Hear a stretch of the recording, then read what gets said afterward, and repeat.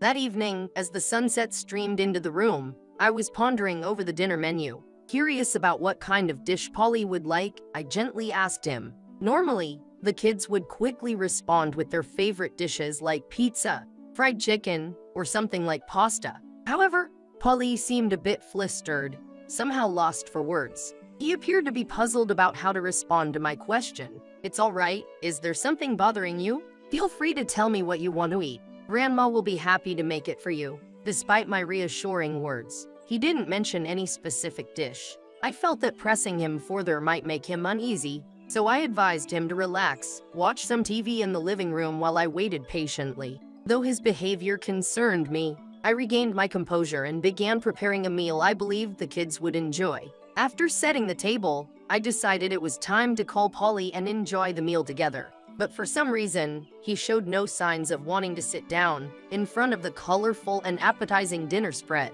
What's the matter, Polly? Is there something on your mind? Or perhaps you're not that hungry? Are you feeling unwell somewhere?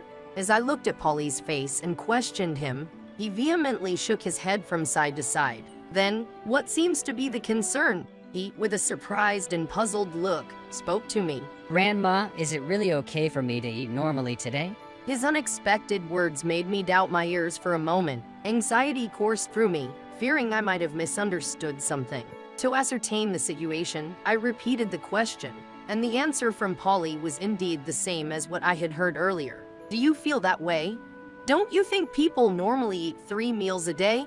In response to the subsequent question, Polly took an unforeseen action. He suddenly opened the window, dashed into the yard, and began earnestly picking grass. His unexpected behavior left me utterly astonished, and I shouted, "Stop it right away!" As I ran towards him. Grabbing his hand, I escorted him back into the house. Why do I have to stop? Grandma, I'm really hungry. I understand that.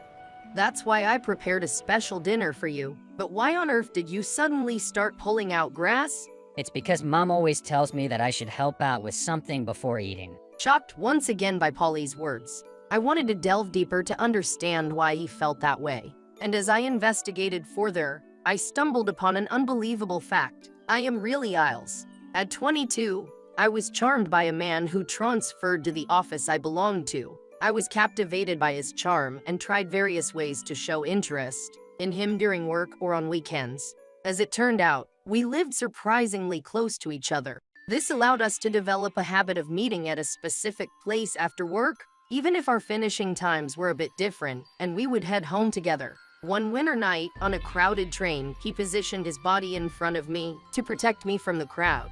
At that moment, my heart wouldn't stop racing.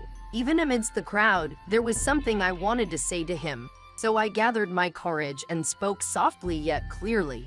"Hey, if you don't mind, would you be my lover?" Clasping the slim sleeve of his suit tightly in nervousness, unable to stop my emotions from pouring out, tears slightly filled my eyes. I must have looked needy and a bit sorrowful at that time. He smiled gently, a little embarrassed. Of course, Miss.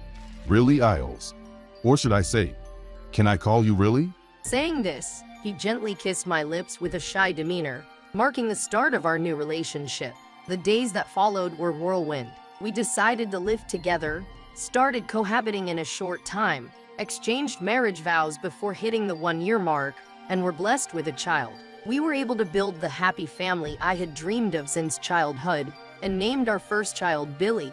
It wouldn't be an exaggeration to say that it was a blissful moment for us. However, the reality that this supreme happiness wouldn't last forever was about to hit us hard. When Billy was 3, I noticed my husband coming home late continuously and started suspecting that something was up. I asked a long-term friend who worked at my husband's company to investigate his actions after work. The investigation revealed shocking facts. He finished work on time every day, but was seen heading to a hotel with a young female colleague regularly. With this fact, it became clear that the reason for my husband's late arrivals was his inappropriate relationship with this woman. This was undeniable evidence of infidelity. With solid evidence in hand, I confronted my husband, and he had no choice but to admit the truth. I never thought that such a situation would arise just in 4 years. I was hurt, handed over my beloved wedding ring and divorce papers to my husband, and decided to leave that house with Billy. A new life as a single mother began, and I had to handle daily work, household chores, and parenting all by myself. Billy sensed my efforts every day, offered help in his way, and tried to reduce my burden. On a day of a school observation, the moment he read his essay saying, "My future dream is to be useful for my mom," among other parents, I cried, moved by Billy's growth and pure heart. It was an unforgettable moment of emotion for me. As time went on, Billy grew up splendidly and became a 27-year-old young man. A day came when he introduced his longtime girlfriend, Allie, to me. I was excited to see the kind of woman with whom my son chose to share his life. "Mom, this is Allie. We're seriously considering getting married." At first sight, Allie was a lady with a bright and clear way of talking, and her straightforward personality came through, earning my wholehearted liking. "Billy, so this is the person you chose. She's very articulate in her responses. I think you made a good choice." "Does that mean you approve of our marriage?" "Yes, indeed. But remember, such charismatic women are rare, so treasure her. Can you promise that?" "I promise. Allie, let's seek happiness together in our life ahead." Yes, and thank you, really, for accepting me. I could feel that Billy and Allie both cared deeply for each other, and I genuinely wanted to support their marriage. My heart was filled with joy celebrating their new beginning. Congratulations from the bottom of my heart, Billy, Allie. On their wedding day, as memories of old times and the days spent together flashed before me, I couldn't stop tears from welling up. At that moment, I felt happiness mingled with a tinge of loneliness. A year later, on a bright sunny day, a new family member, Polly, was born into Billy and Allie, and their happiness amplified. Billy and I witnessed Polly's birth up close, and were deeply moved by his small yet innocent figure, tears streaming down uncontrollably. Especially seeing Billy, who loves children, crying even more than his wife Allie, was a genuinely happy moment for me. As time continued to march forward, several years later, I received a call from Billy one day. The call was about Billy getting transferred to a different city due to work, and he requested that I occasionally check on an increasingly lively Polly and Allie during that period. "Mom, Polly is getting more and more energetic, and his growth is accelerating. So even just once a week, if you could check on them and provide support while I'm away, I'd be really relieved." In reality, when Billy was a child, his overflowing energy had often surprised me. It was never easy to watch over him as a single mother, when he'd quickly move on to challenge something new as soon as I took my eyes off him. Reflecting on those experiences, I could relate well to Billy's current feelings. His concern for Allie and lively Polly. Being a mother who knows Billy's worry-prone nature, I could fully empathize with his uneasiness and wishes. Although it was at Billy's request, to be honest, I too was curious about Polly's growth. So, I decided to visit Billy's home regularly. Billy had temporarily moved to a different city due to his new job, and I started visiting Allie and Polly using my weekends, checking on how they were doing. However, it felt somewhat awkward to visit empty-handed, so I began to bring along some sweets that Polly might like, and some home-cooked meals that could be stored for busy Allie. Arriving at their home and pressing the doorbell, I heard Allie hastily coming towards the door from inside. Really? An unexpected visit. Is everything all right? Billy asked me to check on you guys occasionally. Sorry for not notifying you in advance. I see. Although there are some untidy areas, please come in without any hesitation. Initially, I sensed a slight confusion on Allie's face. However, I assumed she was just surprised by my sudden visit. I accepted the slightly disorganized state of the house as a part of their daily lives. As I opened the door and stepped inside the house, Polly greeted me energetically with a smile, shouting, "Grandma." It was a heartwarming moment. Polly's growth was astonishing. His previously innocent features had now matured into a boyish ruggedness. During our long-awaited reunion, I couldn't help but be surprised by his changes. "Come here, I brought these. Some snacks that Polly might like and easy-to-eat homemade dishes. I'd be happy if you enjoy them." So much. Thank you very much. Billy always worries too much, but I feel relieved today with you here. Please make yourself comfortable without any hesitation. Grateful for Allie's warm words. I enjoyed various board games and his favorite anime together with Polly. That time made me feel the precious bond between a grandmother and a grandson. As evening approached, the time came to enjoy a warm dinner with the homemade dishes I brought and the carefully prepared side dishes by Ali. As the meal progressed, I noticed something different about the speed at which Polly ate and the number of times he went for seconds. His eating reminded me of the starving children I'd seen on TV, which made my heart tighten. Yet, with a loving mother like Ali by his side, I couldn't imagine him facing difficulties with food. I reassured myself of that. Polly, there's no need to rush. Calm down and savor each bite. Seeing Polly rush through his meal, I gently reminded him to slow down. However, Polly was completely engrossed in his meal and seemed to not hear my voice. I'm sorry, really. Recently, Polly's appetite has increased suddenly and he's become this excited about meals. Probably a growth spurt. My guidance hasn't been enough. It's all right, Ellie. It's common for children to have increased appetite during growth phases. What's important is that he is growing up healthy. Understanding Ellie's concern, I reassured her and even added some of my side dishes to Polly's plate. After the meal, I enjoyed chatting with Ellie while helping her clean up the kitchen. Although it was a short time, I enjoyed playing with Polly afterwards. As the night fell, I felt it was time to head home and inform them before leaving their house. A few months passed, and unexpectedly, I received a call from Ellie. Really? I'm sorry for this sudden request. Billy got sick unexpectedly while on a business trip. I'd love to be with him, but I'm worried about Polly. Could you look after him for a while? It's no problem at all to look after Polly, but I'm worried about Billy. Should I go to him and help out? Empathizing with Ellie's distress, I offered to go and take care of Billy, but Ellie insisted, saying, No, that's not necessary. And didn't change her mind about wanting me to look after Polly. The situation, with her husband falling suddenly ill while away, I could fully understand the complexity of emotions and concerns that Ellie was going through. Respecting Ellie's wishes, I sincerely promised to take care of Polly. Ellie informed us in advance that she might be out of contact for a while so she could fully dedicate herself to taking care of Billy, and if anything troubling came up, she asked me to reach out without hesitation. Although I felt a slight unease, I interpreted it as a sign of Ellie's deep concern for Billy, and Polly and I warmly saw off Ellie as she left. I wonder how Dad's doing. Is he all right? I think he's fine.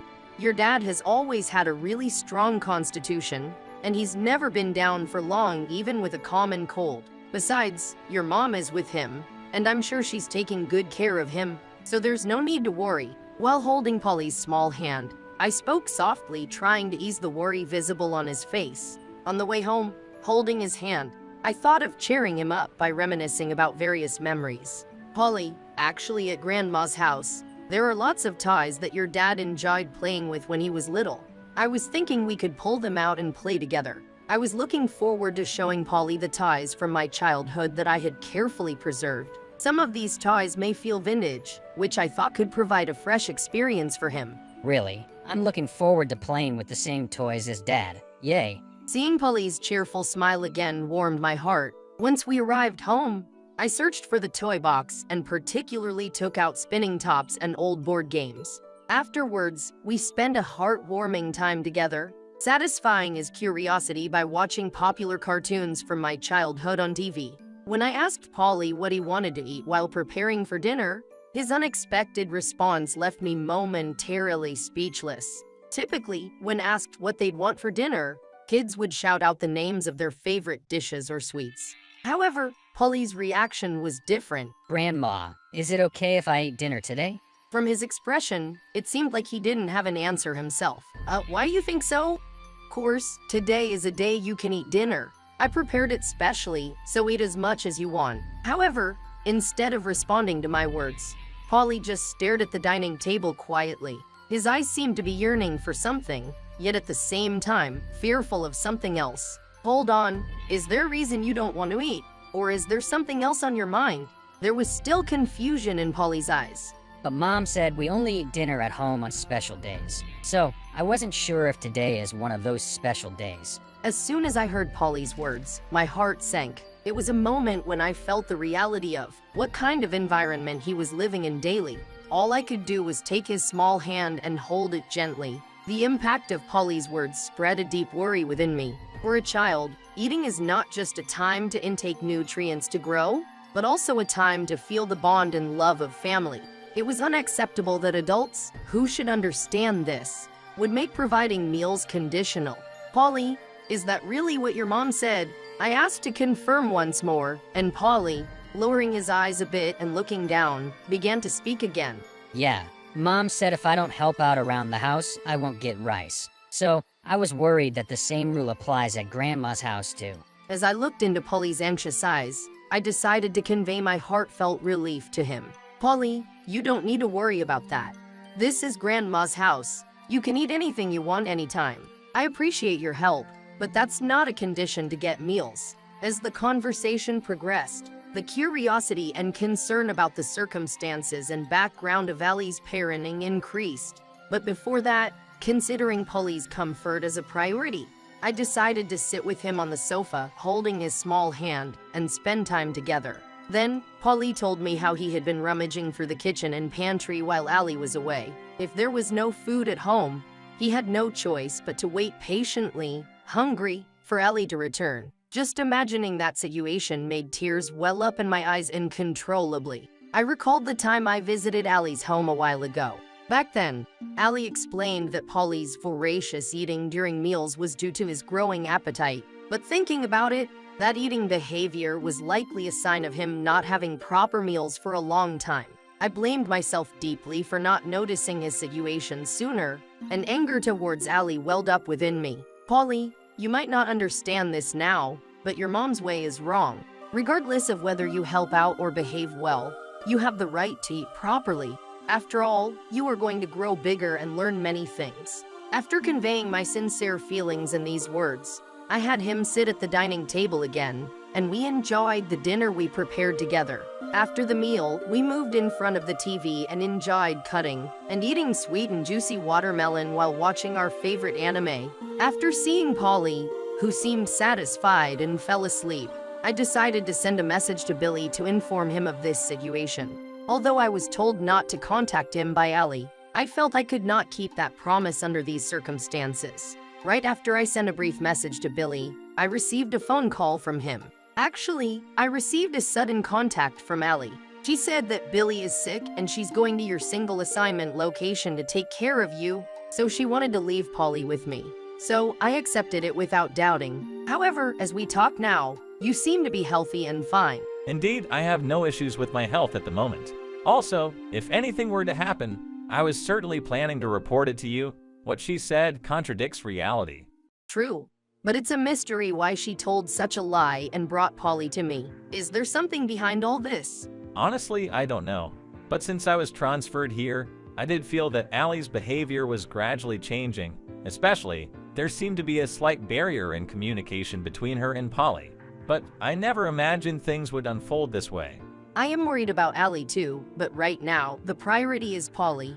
He needs emotional care. With a heavy heart considering the possibility that Allie might be hiding something, we tried to understand her motives and background. Billy also revealed the fact that he was told by Allie not to return home. Thinking about this fact and Allie's actions, it became apparent that she was hiding a big secret.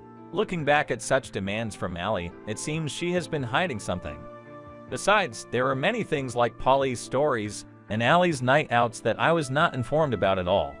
His voice carried deep disappointment and distrust towards Allie. After sharing the information, he said that he would take a paid leave early the next morning and return to Polly. The next day, as soon as the dawn broke, Billy quickly returned home. There was a bond between the two that transcended words. And feeling that bond, Billy, with tears in his eyes, hugged Polly tightly with all his heart. Dad, are you back already? Why so early? I'm sorry, Polly. Dad had a lot of things to think about and had to come back suddenly. Last night, during my call with Billy, it was clear that his mind had changed. With Polly, the suspicions about Allie's betrayal deepened. The stories from Polly, the ceased communication with Allie, and her behavioral changes raised suspicions of her having an affair with a third party. Thoroughly searching the house, they looked for any evidence that Allie might have hidden. They found traces of multiple visits to hotel reservation sites in Allie's computer browsing history and discovered a reservation for 2 at a specific hotel. Based on this fact, Billy suspected Allie of having a relationship with another man and decided to seek further truth. by hiring a professional investigative agency. And then, a week passed. Assuming that Billy and Polly are well and waiting, I received a message that she was heading back to Billy's place. Upon learning that Allie would visit my home, I immediately conveyed the details to Billy. Billy hastily made a plan to take the day off from work and wait at my home. Polly, Mom is here to pick you up. Huh? The moment she opened the front door, Allie's eyes met with Billy's face filled with anger. Allie's surprised expression displayed her inner turmoil. I led her to the living room to have a calm discussion. I made sure to lock the front door securely, creating an environment where Allie couldn't easily escape. Allie, I've heard everything from Polly. Tell me why you didn't provide him with proper meals. Looking into Allie's eyes, it was clear that she was hiding something. However, she answered in a soft voice, I thought it was discipline for him. Billy was becoming even angrier at her attempt to turn the situation to her advantage. He showed her evidence found from a detective agency's report and computer browsing history, firmly communicating her betrayal, the ensuing divorce, and the demand for custody of Polly. Thinking of Polly being exposed to some kind of danger or anxiety doesn't sit well with me. Stop blaming me unilaterally. I didn't wish for this to happen. It's not like I created this situation willingly. Then what's going on? Are you being threatened by someone? Sneaking into hotels with unknown men? Or is there another reason? I was really feeling the pressure too. While you were away working all the time, I had to manage everything at home alone. It was really hard. I felt I was at my mental and physical limits.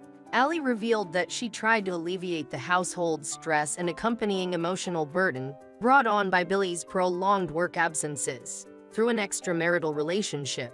Her words carried a nuance of justifying her actions. In response, Billy brought out photos of another man and threw them on the floor. According to the detective agency, Allie would go out at night while Billy was away, and Polly had unwittingly witnessed her enjoying time with another man she referred to as boyfriend. I can't believe you still try to justify your actions even with all the evidence in front of you. Let me make it clear, our relationship is over. I intend to take good care of Polly, got it? That's enough. I never thought it would come to this, but I have a new future ahead. Do as you please. No matter what happens, nothing changes with you. It's pitiful. Allie, inflamed by Billy's harsh words, tried to unlock the front door to escape. It was clear that she was pushed to her limits emotionally. Polly grabbed her hand trying to keep her from leaving, but I gently grasped his thin arm and pulled him closer. Confusion was apparent in Polly's eyes, unsure how to process the unfolding situation. Dad, why did this happen between Mom and Dad? Aren't we a family? The innocent inquiry left Billy and I at a loss for words. We could only return his gaze in silence. Polly, the complex circumstances that arise among adults might be a bit hard for you to understand right now. Mom and Dad have chosen different paths in life at the moment. But don't worry. From now on, your dad will be by your side, and we'll create lots of happy moments together. As Billy spoke these words in a gentle tone, he tenderly embraced Polly's slender shoulders. Looking deep into his eyes, Billy's eyes were filled with unequivocal parental love, and a resolve to overcome any hardship was palpable. I silently observed the two, strongly feeling that I would support and watch over their lives warmly from this moment on. A few days passed, and a detailed investigation report from the detective agency arrived. It was thoroughly documented that the man with whom Allie had an extramarital affair was a married man. Allie had deeply trusted and loved him, genuinely desiring a future together, but he prioritized his bond with his wife in the end, leaving Allie behind. Allie later apologized to Billy, hoping to mend their relationship, but Billy took legal action and measures to keep her at a distance. Billy switched to a fully remote work mode and moved to my place with Polly. In this new life, Polly gradually became accustomed to my home, albeit through minor adjustments initially. Initially, I could sense his slight bewilderment with the new environment. However, with each passing day, he began to grasp the rhythm of life in this home, and now amazingly remembers the positions of all items around the house. In fact, whenever Billy forgets where everyday items are, Polly promptly helps by pointing out their location, a scene that's become quite common. On my part, I'm ensuring that Polly never goes hungry again, putting a lot of effort into preparing homemade meals daily. As a result, our dinner table is always filled with smiles and conversation as we three enjoy our mealtime together. Seeing Polly enjoy his meals without holding back warms my heart. I sincerely hope that until, and even after Polly grows up and becomes an adult, the love and warmth of our family during this period will be etched in his heart. And every day, seeing the smiling faces of Polly and Billy enjoying delicious meals, I can feel the fulfillment and happiness of that day.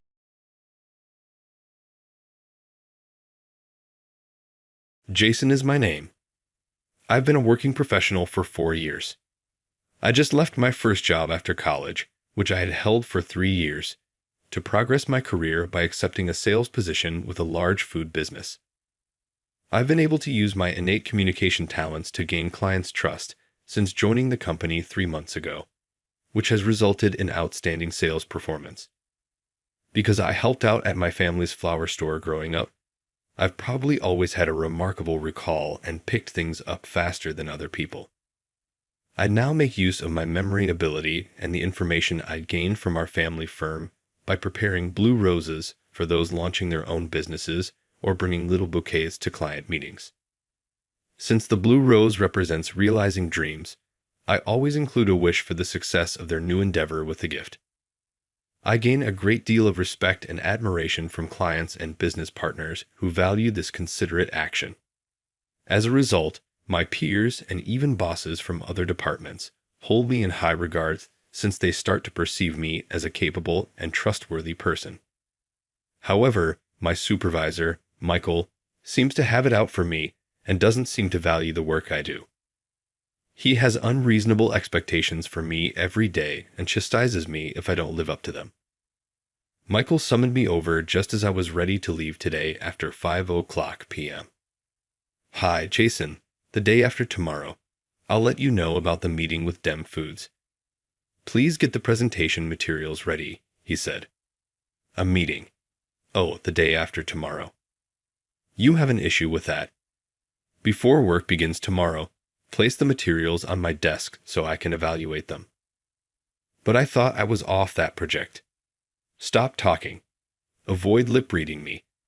I sent you an email with all the information. Keep in mind that tomorrow at 8 a.m. is the deadline. This is just not reasonable. What? Unable to manage it?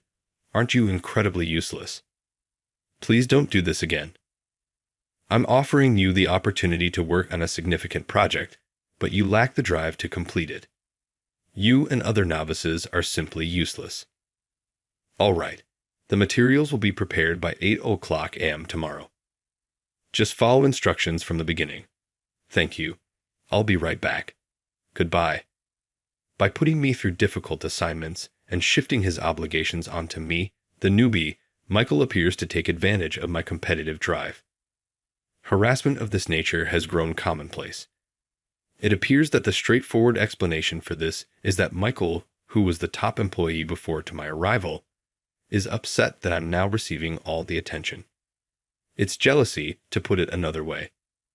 Michael feels his own presence is waning as my position in the company attracts greater attention, which results in this kind of harassment.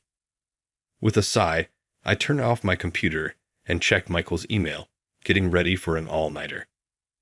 After a year of putting up with Michael's persistent abuse, Lucas, a recent hire, joined the sales team. I was chosen to be his mentor since I was the closest in age and had a strong sales record. Though not the most productive, Lucas was a modest, sincere young guy who did his work with great attention and diligence, which was admirable. Lucas was having trouble picking up the skills necessary for the job, so I tried my best to help him. As a result, approximately 3 months after Lucas's arrival, he had developed the skills necessary to land contracts and even gained some new business without my help. We collaborated extensively as Lucas improved, conducting meetings and monitoring our progress, which resulted in hectic but rewarding days. After a while, I saw that Michael was no longer harassing me. Come to think of it, Michael hasn't been giving me impossible tasks lately. Lucas said, "Impossible tasks." Before you joined, since I was a newcomer from another company, Michael used to harass me by assigning me endless projects or burdening me with an unreasonable number of accounts. Is that so? It's extremely absurd. My sales performance most likely made him envious. In any case, it enhanced my ability to multitask. Jason, you're impressive. I just wanted to make a good start in my first year after switching jobs, so I was really determined. Lucas, are you feeling all right? You look pale. No, it's just that. During our casual chat after a meeting, Lucas's expression darkened when I mentioned Michael. Curious, I pressed for details and discovered that Michael had shifted his target from me to Lucas. I was shocked to learn that Lucas had been facing harassment from Michael in my absence. When you're out visiting clients, Michael clearly assigns me tasks that should be his responsibility. The deadlines are tight, and if I'm even slightly delayed, he calls me slowpoke or useless and berates me. I had no idea. Sorry for not noticing sooner. From now on, if you're given an unreasonable workload that exceeds your capacity, please consult with me immediately. Thank you so much. Michael won't listen. Even if you refuse, he keeps piling on the work, doing who knows what himself. Let's handle this together. And if it gets too much, we can escalate it to someone higher up. Okay. A few days after this conversation, as I began to subtly support Lucas, Michael didn't take kindly to it, and the harassment escalated. The tasks assigned to Lucas started to include those that should have been handled by Michael, who is at a managerial level. Of course, these were tasks that Lucas, still a newcomer, had yet to learn. Michael, displeased that Lucas sought my advice, started to harass us both blatantly, intending to trouble us. Naturally, this meant I had to take on a significant portion of Michael's work that Lucas couldn't handle. Despite being blameless, Lucas felt inferior and guilty towards me. He was thriving and enjoying his work, but being overwhelmed with tasks not meant for him led to an increase in mistakes and a loss of confidence. I couldn't stand the situation and confronted Michael directly while trying my best to support Lucas. Michael, I can't accept the way you're allocating work. What? You two are just too incompetent, so I'm trying to train you enough. Both Lucas and I are swamped with our own tasks. This is going to affect our clients as well. That's the problem. You're both too slow. Make sure not to inconvenience our valued clients. Michael dismissed my complaints, leaving the two of us overwhelmed with work. Then an incident occurred. Hey, Michael, where are the documents for today's meeting? I left that to Lucas. Hey, Lucas, bring the documents, quick. I'm sorry, the documents aren't ready. What? I was counting on you, weren't I? Yes, but I was only assigned this task yesterday evening, and there wasn't enough time. Don't give me excuses. Do you realize how important this meeting is? You're such a useless newcomer. What now? Make sure to submit it to Charles by 11:00 a.m. Yes, I will. I'm sorry. Charles, my subordinate is slow, causing you trouble. I'll make sure it's done by 11:00 a.m. All right, I'm counting on you. Of course, it turned out that the documents for a crucial meeting scheduled at 2:00 p.m. today hadn't been prepared. This was a task originally meant for Michael, which he had dumped on Lucas the previous evening. Smirking, Michael shifted the blame and made excuses to Charles before returning to his desk. Seeing Lucas looking distraught and close to tears, I offered my support. It's okay. We have 2 hours until 11:00 a.m. We can make it work. Could you handle checking my emails and dealing with urgent estimates while I work on this? Yes, I will. I then worked frantically on the documents. Next to me, Lucas was handling the tasks I'd asked him to do while progressing with his own work, a look of desperation on his face. Even then, Michael passed by Lucas's desk, sneering. Newcomers are really useless, aren't they? Lucas ignored him, but I could tell it was affecting him. Don't mind what Michael says. Let's make sure we succeed. It's going to be okay. Thank you so much, Jason. Focus now. We don't have much time. Yes. Somehow, We managed to complete the documents by 11 o'clock a.m. Charles was impressed with the quality of our work, and the afternoon meeting was a success. After the meeting, Charles praised the documents and presentation. By the time we returned to our department, Lucas looked much better, which relieved me. Phew, that was close. Things always seem to work out. Thank you so much for your help. It's my duty as your mentor. But as for Michael, that's enough. I won't let it slide any longer. I'll definitely bring this up during the next performance review. I'd agree. I won't forgive him either. Huh. It was surprising to see Lucas, who's always been mild-mannered and kind, hardly ever speaking ill of anyone, say, "I won't forgive him," with a sly smile. As we returned to the sales department, Michael approached us with a smirk. "What is it this time, Michael?" "I heard the deal somehow went through." "Yes, we've secured the contract, so there's no need for concern." Hey, Lucas got bailed out by Jason again, huh?" "Lucky you, but you're still slow, and as a newbie, you're just not cutting it. I've already submitted the lowest possible performance review for you." "Wait a minute, Michael. Your behavior lately is unacceptable." "Jason, getting a little cocky just because you can do some work, huh?" "What about you, Lucas?" "Got nothing to say. What's with that face?" "Remember, I'm the manager here. You newbies just need to do as I say. And Jason, your defiant attitude will cost you on your performance review too. Don't you think you're being too tyrannical? And what's this about performance reviews? The year-end performance review is still a while away, isn't it?" "A bit early for that." "Ha ha, you regular employees wouldn't know. The company's performance is down, so we're looking for volunteers for early retirement at the mid-year mark. I was compiling a list of candidates for that. As a manager, it's my job to submit the performance reviews of my subordinates to the higher-ups.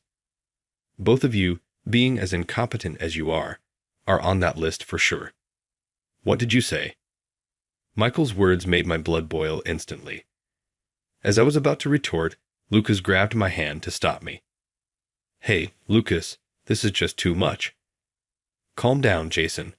"Michael, I understand your point clearly now." "Oh, finally got it through your thick skull, did you? Well, enjoy working hard until you get the retirement notice."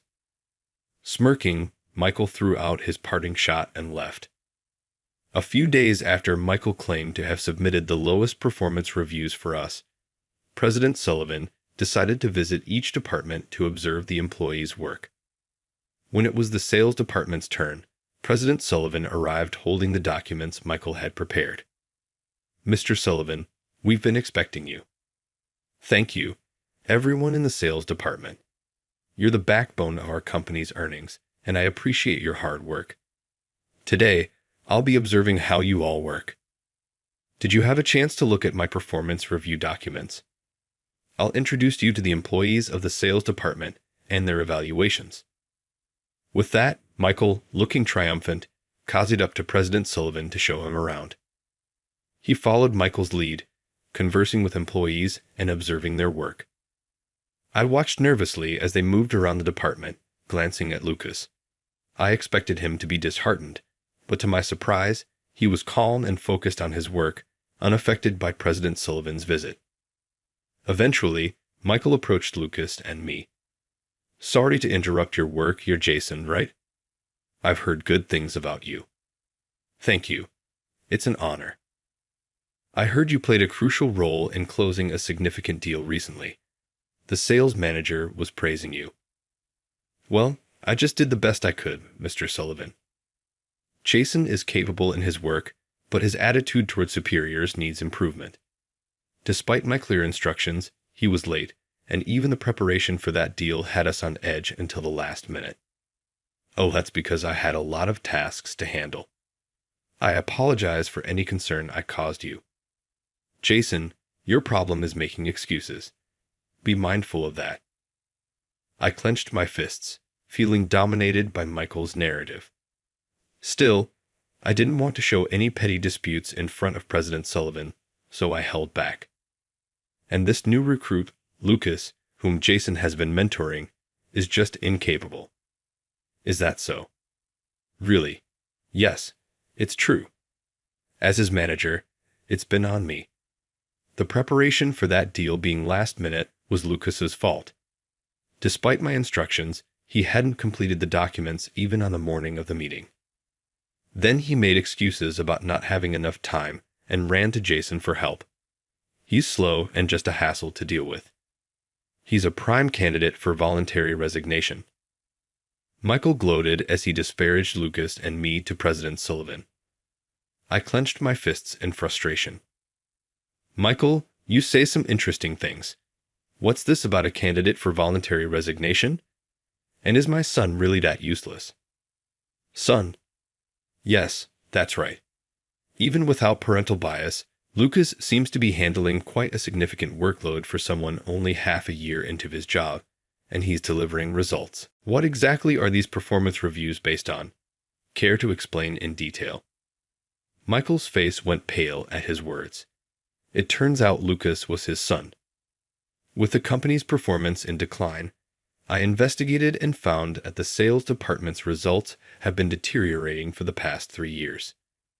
I've been hearing unsettling things from within the department, and since sales are the pillar of our company, I decided to employ my son here to get a true sense of the situation. Is that really how it happened? I had him use his mother's surname to avoid any undue attention from the staff. Michael, I've heard quite a bit about you from Lucas. No, that's not how it is. What's not? I haven't said anything yet. I didn't do anything wrong. Lucas, who had been silently observing the exchange, stood up and addressed his father. President Sullivan, everyone in the sales department has been incredibly kind and instructive. Jason in particular has been a great help. Despite my shortcomings, he supported me through the unreasonable workload imposed by Michael and managed his own tasks flawlessly. Michael may blame the recent deal's preparation on me, but he was actually responsible. It was impossible to meet the deadline with his timely instructions, given just the evening before. For someone only half a year into the job, handling that negotiation, from grasping the details to preparing the documents and presenting to the executive team, was an insurmountable task. Yet Jason accomplished it with remarkable skill. He's truly exceptional. I see. Jason, I'm truly grateful you've been there for Lucas. Moreover, I've thoroughly investigated the causes of the sales department's downturn. Here's the report. Lucas handed over a thick report to President Sullivan, detailing a harassment from Michael, how it pressured the work environment, and negatively impacted the actual sales performance.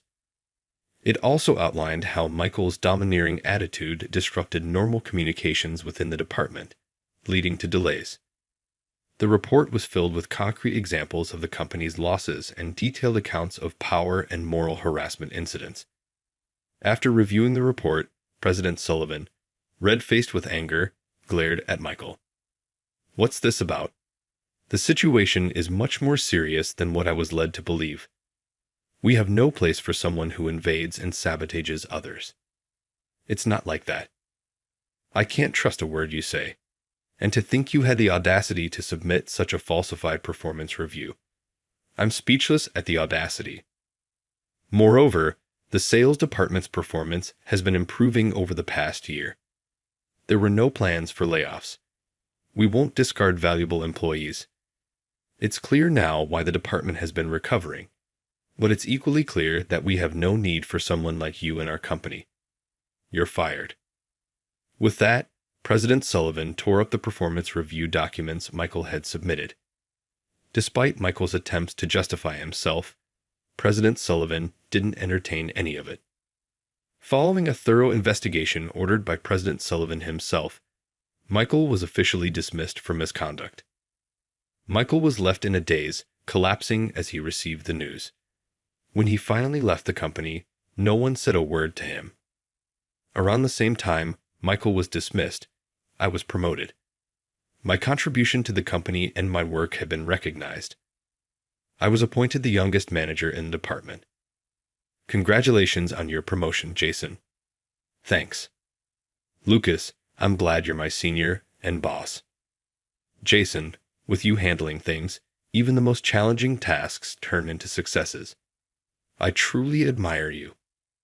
Easy there. You'll make me too proud. But thanks. Did President Sullivan praise me that much during the personnel review? What are you talking about? We don't discuss work at home. I just shared the facts as casual conversation. You've really come a long way, Lucas. Let's keep up the good work together. And if you'd like, maybe you can put this at home. I handed Lucas a small bouquet of daisies. He joked, "Shouldn't I be the one giving you flowers?" But those flowers represented my gratitude. The daisy's meaning is gratitude. I resolved to fully leverage the opportunity Lucas had given me and strive harder in my work.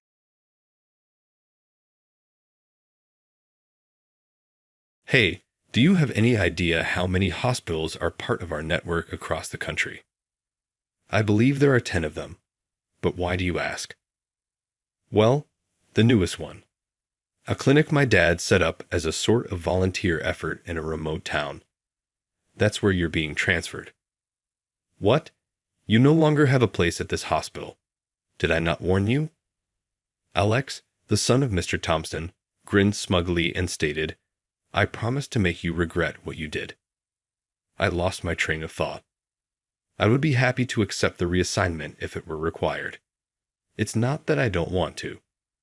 But because I spoke to him, it was obvious that Alex was merely harassing me. He gave the order to move me to a clinic in a far-off town. Naturally, there are people there in need of assistance, and it is a doctor's duty to provide it. Even though I am aware of that, I still wish to contribute on the front lines. Alex couldn't stand me, so he made this choice. I can see how a transfer could be used as a means of harassment. This is an official decision from the hospital, then. I looked. My father immediately gave his approval for the transfer. I mean, I'm the one who can see you every day because I'm so close. He smiled broadly and continued, "Just keep in mind, this is what happens when you irritate someone with connections in upper management." I felt a little bad about what I had said, but it wasn't anything inappropriate. I thought that if I continued to act morally, I would eventually be certain that I was acting morally.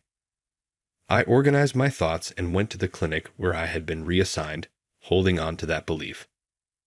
As anticipated, it was a calm location with many of senior citizens and a serene ambience. Thankfully, only a small number of persons suffered from severe illnesses, and there were no cases that may have been fatal. Just chatting was the reason for half of the clinic's patrons. There was no issue as long as everyone remained healthy. I simply continued getting ready for the moment when I would have to take action. During these ordinary days, someone spoke out to me one peaceful day. "There's an emergency, Dr. Adams. They are currently bringing Michael over after he smashed his truck into his house, and it appears to be a major incident. The patient who was brought in was in a terrible state that I had never seen before, and because of his advanced age, it was doubtful that he would survive. I collected all of my information and experience, gave him the best emergency treatment I could, and took him to a city hospital that was surgically prepared. This is an emergency. When we got to the hospital, I yelled louder than I had ever done before. He has 3 main places of injury and is losing a lot of blood. His condition is critical, but I have administered first aid. Hurry up, please." Understood. He was able to survive the 2-hour surgery. I'm so glad he made it. Your quick emergency care saved him. Without that immediate blood control and wound pressure, he probably wouldn't have made it. Thank you. I'm just relieved he's alive. That's all that matters. The patient and townspeople expressed their gratitude, and I returned to my regular routine. I sincerely hoped there wouldn't be another accident like that and reminded myself to always be ready to respond. One day, though, it had been a while. Someone came in to see me at the clinic. "How have you been?" I was stunned to see the man. It was none other than Mr. Thompson from my days working in Tokyo. Even back then, he was usually busy with his own work, and we only saw each other a few times a week. I wondered what could bring him here. Long time no see, sir. But what brings you all the way out here? My name is James Adams, and I currently work at a hospital. I started working here 3 years ago, and I believe I've grown into a dependable doctor. I think I was trying harder than most people in this hospital. I treated each patient well and took pride in this work. My journey began back in elementary school. I was born to a stay-at-home mom and a dad who worked as an office employee, leading a simple but happy life. I'm home. Welcome back. I baked some of your favorite cookies, so go wash your hands and you can have some. Really? Awesome. I was just craving cookies. Since my mother was a stay-at-home mom, she was always there for me when I was little. As I got older, I learned that my father worked for a small and medium-sized company and was so busy that he rarely had a day without overtime. Because of that, I grew very attached to my mom. Mom, your cookies are the best in the world. Thank you, sweetie. Hearing that makes all the effort worth it. Should we save some for Dad, too? He works so hard. I think it'll make him happy. I was a lively, mischievous boy, probably pretty loud to have around, but my mom was always kind to me, never letting that bother her. Of course, she wasn't only gentle. She could be strict too. But because of her kind presence, I grew up smoothly, with barely any rebellion. Then one day, when I was in 6th grade, I came home as usual and found Mom lying down.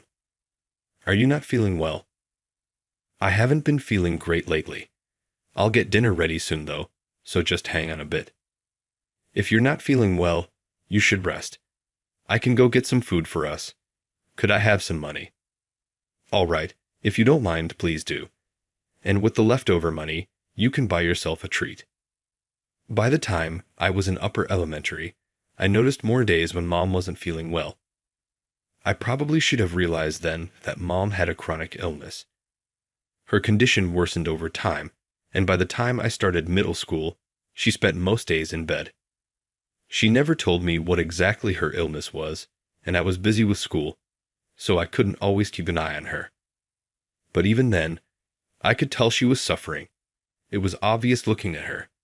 I knew things were only going to get worse. Dad, Mom's not doing well these days. Shouldn't she go to the hospital? Yeah, I've been thinking that too. She says she's fine, but she doesn't look fine. Maybe we should all go this weekend. Yeah, it's better to go before things get worse. We were all worried about her, so we decided to take her to the hospital that Saturday. But things took a turn on Friday when I came home from school. Mom was lying on her bed, but this time, she didn't say welcome home like she always did. No matter how unwell she felt, she would always say, welcome home, when I came in. But now she wasn't moving at all. I rushed over to her, worried. Mom. Mom. I shook her shoulder, my mind going blank as chills ran down my spine. Mom had lost consciousness. I was just a kid, and fear crept in. Was she gone?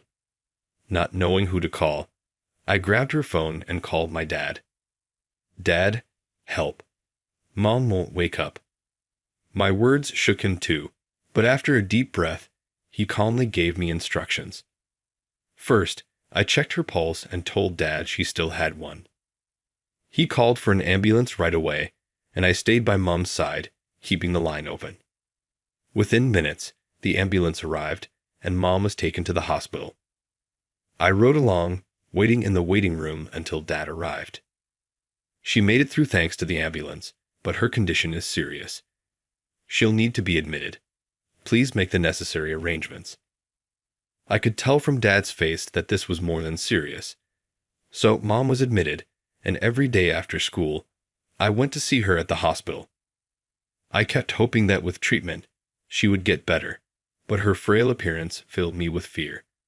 Every day she greeted me with smiles and even cracked jokes, but I felt she was pushing herself. Looking back, she really was pushing herself, and her body was struggling. She must have been in real pain, but as a mother, she never showed weakness in front of me. 3 months later, Mom passed away. Despite all the treatments, her life couldn't be saved. I was devastated, feeling a sorrow I'd never felt before and might never feel again. If anyone had asked me as a kid what I loved most in this world, I would have answered without hesitation, my mother. Her presence meant everything to me, and after she passed, I felt like I was wandering in endless darkness, unsure how to go on. But even with her gone, the reality remained that my father and I had to keep living together. So the two of us decided to support each other and move forward. I'm home. Sorry I'm late. Did you eat already? I heated up some instant curry. I made some rice for you too. Want me to fix you a plate? Could you? I'll go take a shower first. Since Mom had started getting sick, Dad and I had taken over the household chores together. So, transitioning to just the two of us wasn't too difficult in terms of time or chore division. But the emptiness in our hearts never seemed to go away. It wasn't that I didn't love my dad. He was the most important person in my world, and I genuinely cared about him. But the void left by my mom's passing was far larger than I'd anticipated, and it wasn't just me. Dad felt the same. Driven by a sense of duty to take care of me, he did his best to keep going. But that only lasted about 3 years. By the time I was finishing middle school, Dad had developed mental health issues from stress and could no longer work. I'm so sorry. I'm nothing but a burden to you. A useless father. I am. What are you talking about? You've been there for me, Dad. Without you, I wouldn't have made it through middle school or survived Mom's passing. So please stop blaming yourself. Thanks to Dad's efforts to support me, I was eventually able to pull through my grief over Mom. But there was no one there to support Dad in the same way. The combined weight of losing Mom and the stress of work took a toll on his mind. Dad wasn't just unable to go to work. He reached a point where the mental strain made even physical movement difficult. Thankfully, with the savings he built up and the insurance money, we'd be able to manage for a few years. Since Dad couldn't work, he was eligible for welfare support. Our lifestyle wasn't lavish, but we could get by. I could have started working to support him, but I wasn't only thinking about the short term. I was looking further into the future. Dad, I'd want to be a doctor. Even if I started working now, I'd always carry the burden of a middle school education. Plus, I want to save people like Mom. I don't want anyone else to go through what we did.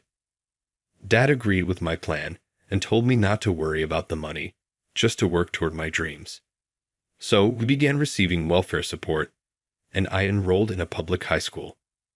Of course, we couldn't afford tutoring, but I poured myself into studying on my own. As a result, I got accepted into a public medical school.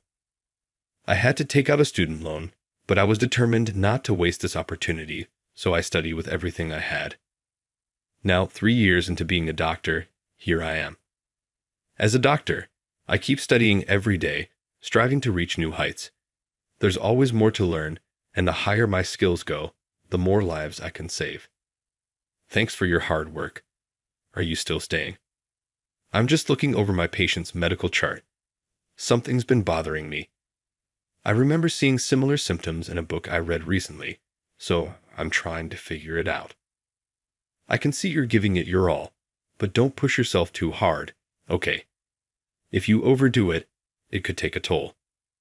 I'm still considered a junior doctor, but my seniors and the nurses have started recognizing my efforts. Having their support made me happy and motivated me to keep going. Since I began working as a doctor, Dad's health had gradually improved too. The more I achieved in my role, the happier it made him.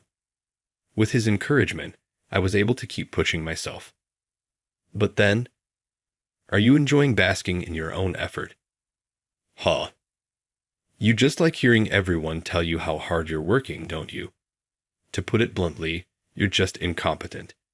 You can't even get your work done within your hours.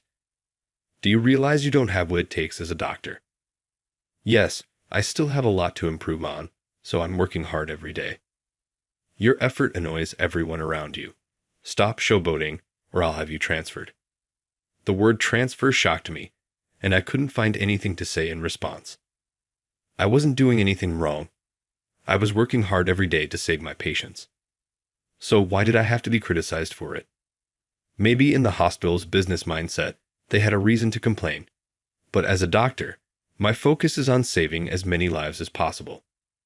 That's why it felt so frustrating to hear complaints about my approach. Besides, he used his position as Mr. Thompson's son to say whatever he wanted. Even though he went through med school, no one here really respected him as a doctor. Mr. Thompson himself was too busy with his own work to notice just how tyrannical his son, Alex, had become at the hospital. I had the support of those around me who recognized my efforts, while Alex had neither trust nor respect from anyone. It was obvious who was in the right. I don't believe I'm doing anything wrong. Your attitude is what's annoying. Who you think you are? At the very least, I'm facing my patients seriously as a doctor, not using my position as the director's son to throw my weight around. I knew it was provocative, maybe more than necessary, but someone like him needed to hear it straight. I didn't think my work deserved to be belittled, and he needed to see the absurdity of his actions, always slacking off while using his dad's authority. So, you think it's okay to speak to me like this? I realize it's disrespectful, but I'm simply stating the obvious. Whatever. But don't think I'll forget what you said. I'm going to make you regret ever defying me. With that, he stormed off. Maybe he'd try some form of harassment, but I resolved that no matter what he did, I wouldn't waver in my values or beliefs. No matter the circumstances, my focus would remain on saving lives. I reminded myself of this again. Then, one day, a week later, I was summoned by Alex. Hey, do you have any idea how many hospitals we have in our network nationwide? I believe there are 10 of them. But what does that have to do with anything? Well, our newest facility, a clinic my dad set up as a kind of volunteer project in a remote town. You're being transferred there. What? There's no place for you at this hospital. Didn't I tell you I'd make you regret this? Seeing his smug smile, I felt my mind go blank. It wasn't that I didn't want to accept the transfer. If it were truly necessary, I'd go willingly. But this was clearly Alex's way of getting back at me. Just because I talked back, he decided to send me to a rural clinic as a form of punishment. Of course, there were people there who needed help, and as a doctor, it was my duty to serve them. But I had my heart set on making a difference here on the front lines. The number of patients at this hospital far exceeded those who'd visit a clinic in a remote village. I wanted to keep honing my skills here, aiming higher as a doctor so I could ultimately help more people. But I had no intention of refusing. No matter where I was, my core belief was always to give my all to save the patients in front of me. Understood. This is an official directive from the hospital. Yes, I checked with my dad, and he approved the transfer immediately. I'm the one who knows you best, after all. Let this be a life lesson about what happens when you cross someone with connections in the upper echelons. He delivered his words with a smug grin from start to finish. I felt a twinge of regret over what I'd said, but I knew I hadn't said anything wrong. I believed that if I continued doing the right thing, someday I'd see that my actions were justified. With that faith, I put my feelings in order and headed to the assigned clinic. As I'd expected, the place was quiet, with plenty of elderly patients and a calm atmosphere. Fortunately, there were no critical cases, and only a few patients had serious illnesses. Half of the visitors just came by to chat, but if everyone was healthy, there was no problem with that. I'd just stay prepared, waiting for when I'd be needed. Then one day, during these quiet, uneventful days, Dr. Adams, there's an emergency. Michael crashed his truck right into his house. Everyone's bringing him over now, but he's in terrible shape. Living in such a remote village, it was common for people to drive small trucks a few times a month for shopping, while some folks used bikes to get around. I'd never once heard of any major accidents here. Everyone took care to drive safely, so this report took me by surprise. but having worked in a Tokyo hospital, I'd handled situations like this many times before.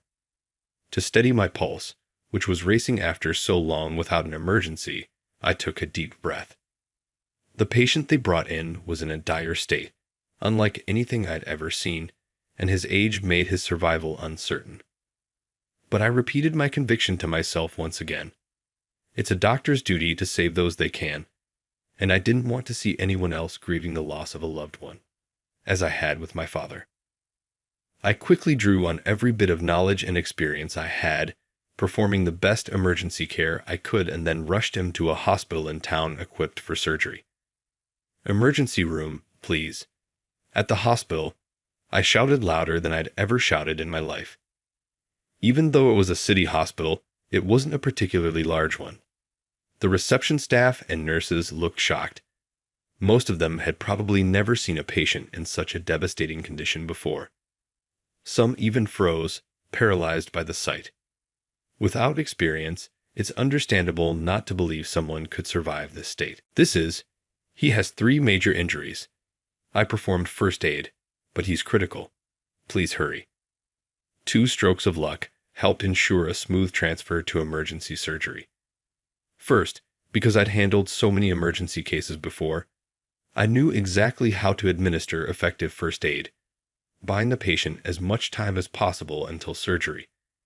And second, this hospital was part of the same network as my clinic, and I had a doctor friend here. While transporting the patient, I contacted him in advance. After about 2 hours of surgery, the patient survived. I'm so relieved. Thank you for your incredible first aid. If you hadn't stopped the bleeding and applied pressure to the wounds, his chances wouldn't have been nearly as high. I see. I'm just glad he made it. That's what matters. To be honest, I'd been prepared for him not to survive. His condition had been that severe. Even if he hadn't made it, I wouldn't have blamed the surgeon. But hearing that my emergency treatment had saved him made me grateful to have been there. The patient, along with people from the town, thanked me, and I returned to my usual routine. I hoped nothing like that would happen again, reminding myself to always be ready to respond. Then, one day, "It's been a while. How have you been?" I was stunned when I saw the man who'd come to the clinic. It was Mr. Thompson from my days working in Tokyo. He was usually busy with his own work, and even in Tokyo, we only crossed paths a few times a week. I wondered what brought him all the way out here. "Long time no see, sir. But what brings you here?" "I heard about a major accident a few days ago. I understand you handled the emergency care." "Yes, that's true. I'm surprised it reached you, though. The surgeon told me all about it. Thanks to your swift first aid, the man survived. Your care was excellent, and he said you're a highly skilled doctor.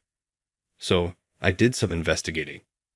Forgive the blunt question, but what's someone like you doing here?" I was left speechless by Mr. Thompson's words. I was proud of what I'd done. If it had been someone else handling first aid, the patient might not have survived. But I thought my reassignment had been decided by unanimous consensus from the hospital's upper management. So, to have Mr. Thompson come all this way and say what he did was a surprise. Thank you for the kind words, but I was sent here on hospital orders. Yes, that's true, but the problem lies in who gave those orders. When I started looking into it, I found out that my son was behind this. So, will you come back to Tokyo? Hearing this, everything suddenly clicked into place. My reassignment had been Alex's doing alone. He demoted me just because he was angry at what I'd said. Sure, he had a medical license, but he didn't deserve to call himself a doctor. That's what I thought. Still, I'm truly glad the patient made it. My motto is to save every life I can. Indeed, I believe it's that kind of conviction that makes someone fit to be a doctor. With that, Mr. Thompson brought me back to the Tokyo hospital and led me to a meeting room. Inside were his close associates and Alex himself. Now let's have a proper explanation. Why was such a talented doctor sent off to a clinic? Well, you took this action on your own, didn't you? So, how are you going to take responsibility? He is the shining example of dedication, yet you forced him out. Care to explain why? I hadn't had much interaction with Mr. Thompson, nor had I ever worked directly with him. But I could see that when angry, he was a force to be reckoned with. From what I'd heard from senior doctors, Mr. Thompson was usually a mild-mannered person. Like me, he ran the hospital with a firm sense of purpose, earning the respect of many in the medical community. It was clear that he wouldn't stay silent when something went against his principles. Well, I'll give you one chance to answer. Why is a failure like you in Tokyo while someone as skilled as him was reassigned? I'm sorry. I didn't mean any harm. I just got a little carried away. I thought of it as a way to toughen him up. So, you made a decision that harmed this hospital's interests for such a trivial reason. Well, that's all I need to know. You'll be accepting a reassignment yourself. Not only I, but everyone in the room was taken aback by the director's words. No one had expected that Mr. Thompson would order his own son's demotion. Certainly, what Alex did was inexcusable. I understood why Mr. Thompson was furious, but no one had expected he would go so far as to order his son's reassignment. No way, Dad. You can't be serious. You know that's impossible. And why exactly is it impossible? Because, well, just think about it. Why should I be the one demoted? I've been working so hard here. Why should I be punished? Don't make me laugh. Even if that were true, you were the one who decided to demote someone who was working tirelessly. So, I believe I'm being fair. Alex had no response to this. The director's argument was too sound, leaving him with nothing to say. And from my perspective, Alex hadn't achieved anything worthwhile. You still have a long way to go as a person. Take this time to reflect and work hard to grow as a doctor. That's your duty. Are you serious? You really mean this? I have no patience for people who can't take responsibility. I'm saying you might never work in this hospital again. With that, Alex fell silent, offering no further objections. In the end, he was reassigned to the rural clinic where I had been working. I heard he now spends his days caring for elderly patients. Whether he'll have a change of heart and put in the work remains to be seen. If he thinks he can slack off out there, he may never make it back to the front lines. As for me, I'll keep listening to my patients and giving my all as a doctor. I'm proud of my work, and I intend to hold on to my beliefs as I move forward. I hope that, even if just a little, I can help prevent others from feeling the pain of losing someone precious as my father and I did.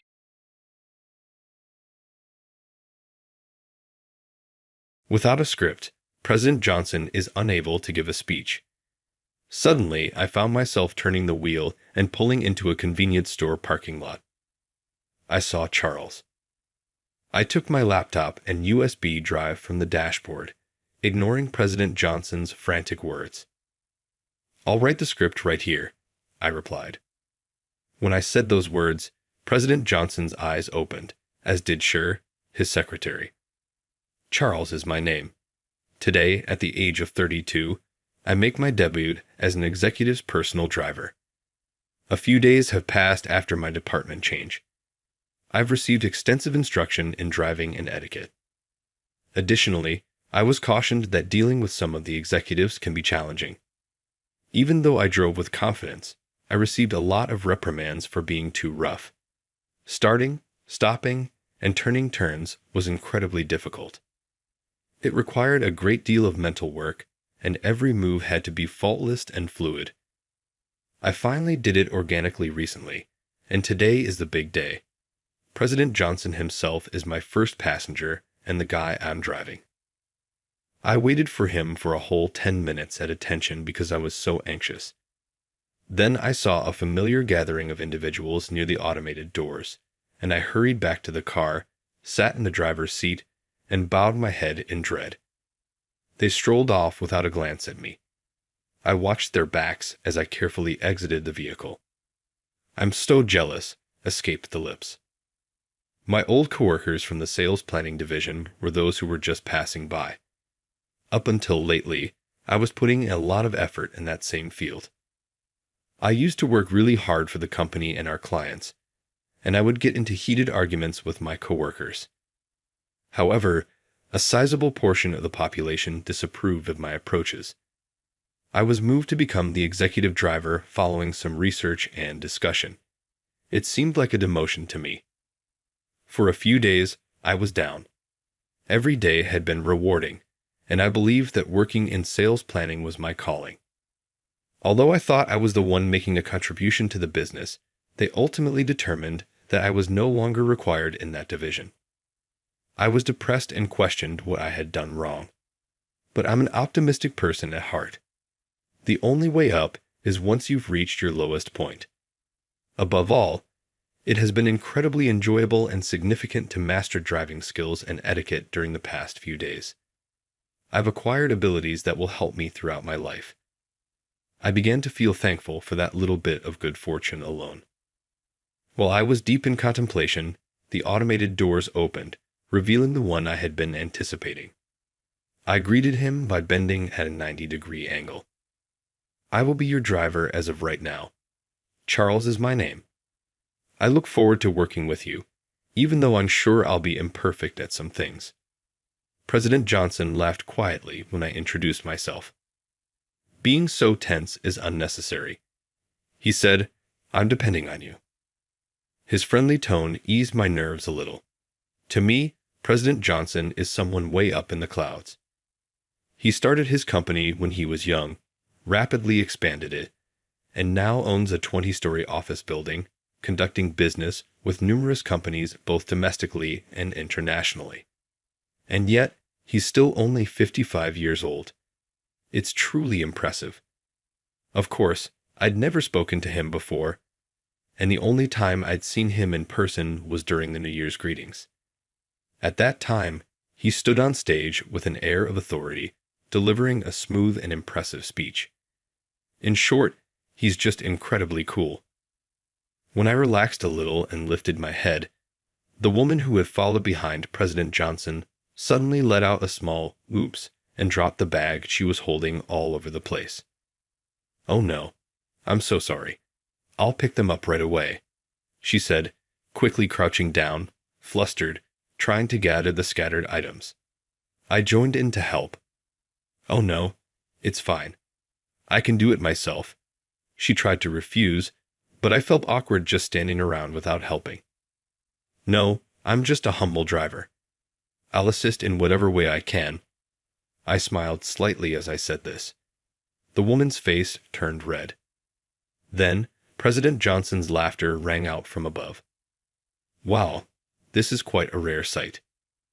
The woman, who I later learned was named Sher, blushed deeply and looked down in embarrassment. I handed her the items I'd picked up, then opened the backseat door. President Johnson bowed slightly and got into the car, Sher following suit. She also bowed and said, "Excuse me," as she got in, only to bump her forehead hard against the doorframe. This time, she didn't drop anything, but the pained expression on her face said it all. President Johnson looked surprised. What's going on, Sher? Ah, Charles, this is Sher. She's my secretary. Normally she's very calm and competent. She's not usually like this, I swear. I nodded silently. If President Johnson says so, then she must be that kind of person. But based on my first impression, I couldn't help but think she was a bit clumsy. I pulled myself together, got into the driver's seat, and said, "We'll be leaving now. If you need anything, please don't hesitate to let me know." Before starting the car, I glanced briefly in the rearview mirror. There, I saw Sher lightly rubbing her forehead. Indeed, when she's sitting quietly, she looks like a cool beauty. Her straight black hair is neatly styled, and her makeup is well done. She gives off an air of professionalism, though not too harsh, more like someone who takes care with her work appearance. With her sharp features and tightly pressed lips, she seems to project a reserved, distant aura. After a while, President Johnson and Sher started talking. It seemed like they were discussing the schedule going forward. The way they talked was efficient and brisk, a complete change from her earlier clumsiness. She's got quite a strong contrast in her personality, I thought to myself as I continued driving. The next few days went by in a blur. I drove all kinds of people to various places. Some of the executives would sit in silence, while others would ask me a bunch of personal questions. But President Johnson was by far the friendliest and easiest to talk to. Every now and then, he'd bring me into the conversation.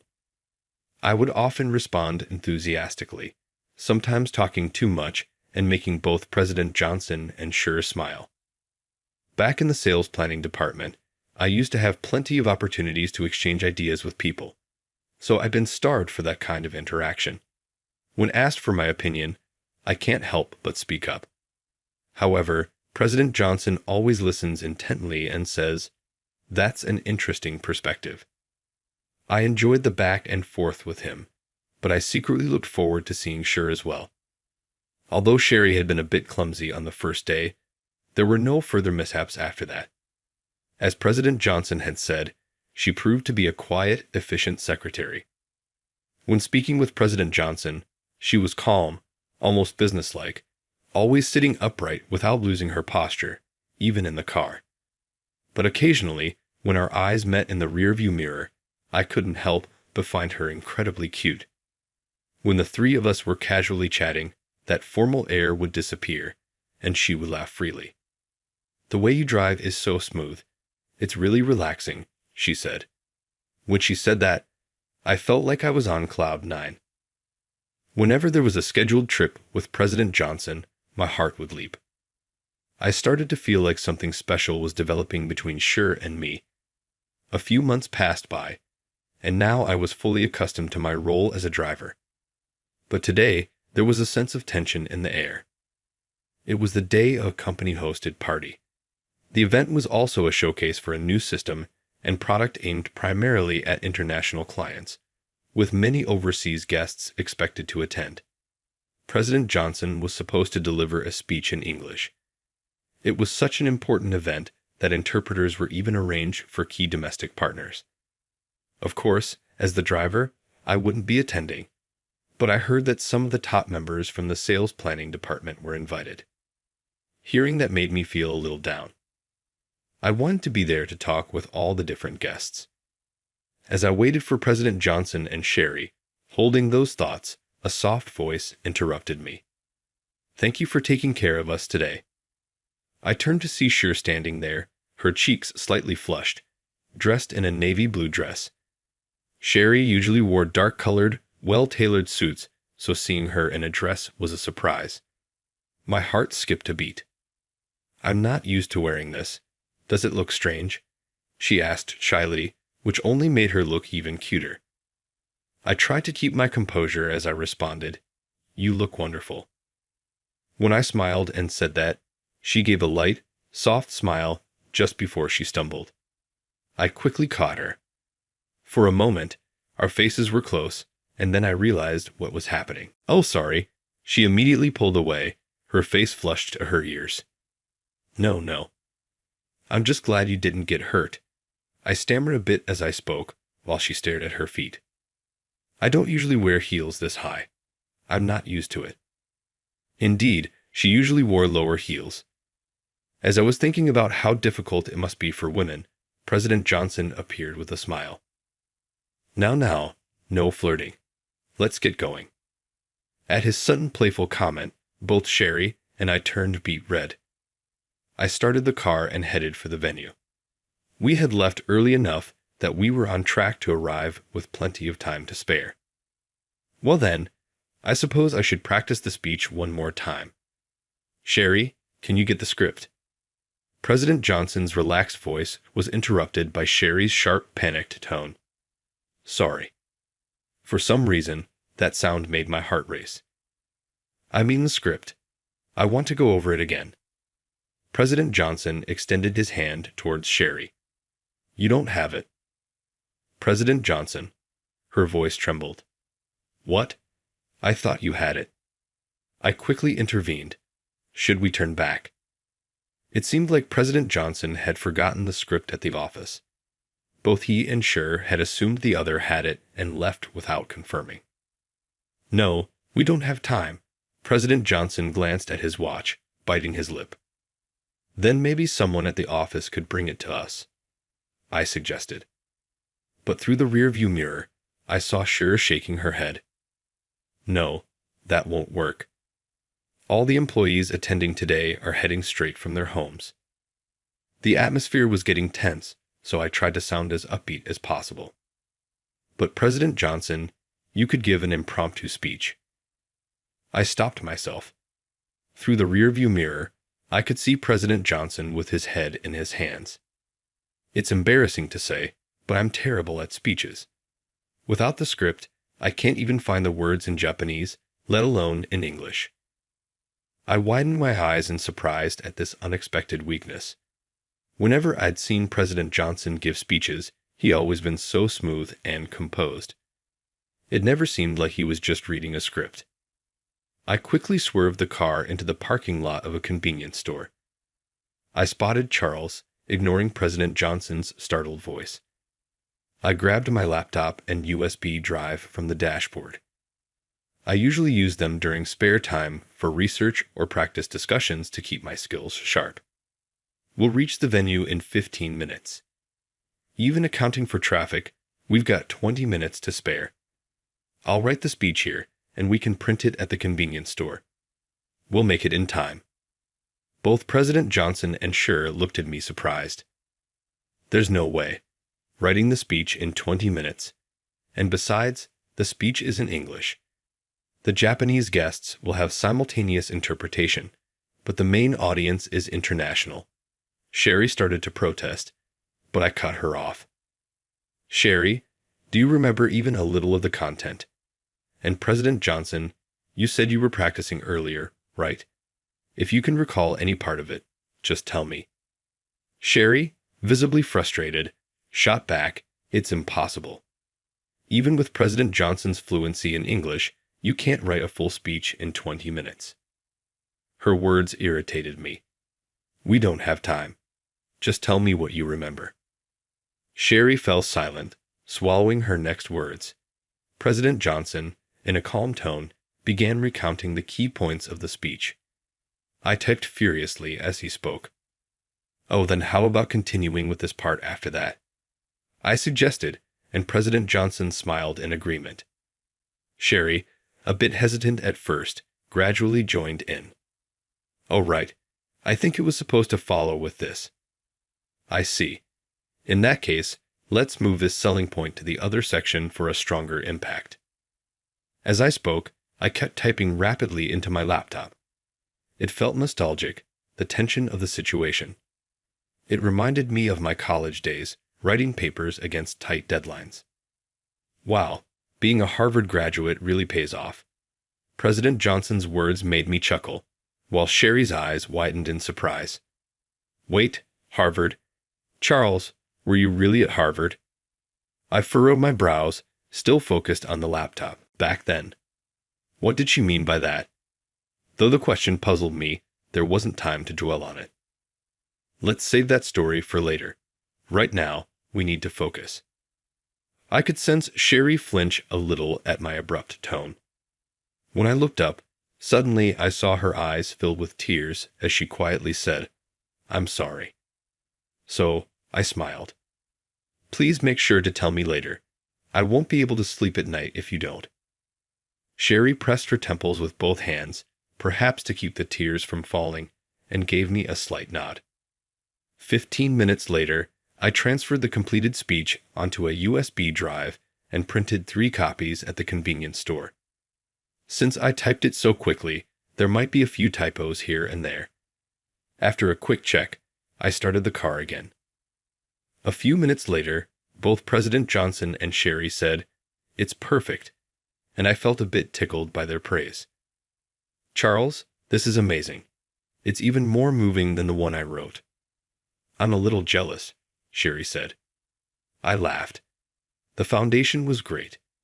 We built on it together, so of course, it turned out even better. President Johnson smiled at my words. You did most of the building. That praise felt genuinely rewarding. We managed to arrive at the venue safely, a little ahead of schedule. I silently appreciated the fact that the roads weren't congested. I bowed deeply to President Johnson and Sherry, saying, "Please enjoy the party. I'll be waiting here for your return." To my surprise, President Johnson handed me a paper bag. When I hesitantly accepted it, he gave me a grin. "It's your suit. Change into it and join the party." I opened my eyes wide in shock. Not as a member of the sales planning department or as a driver. "I watch you by my side as my right-hand man." My mind was racing. "What do you mean by that?"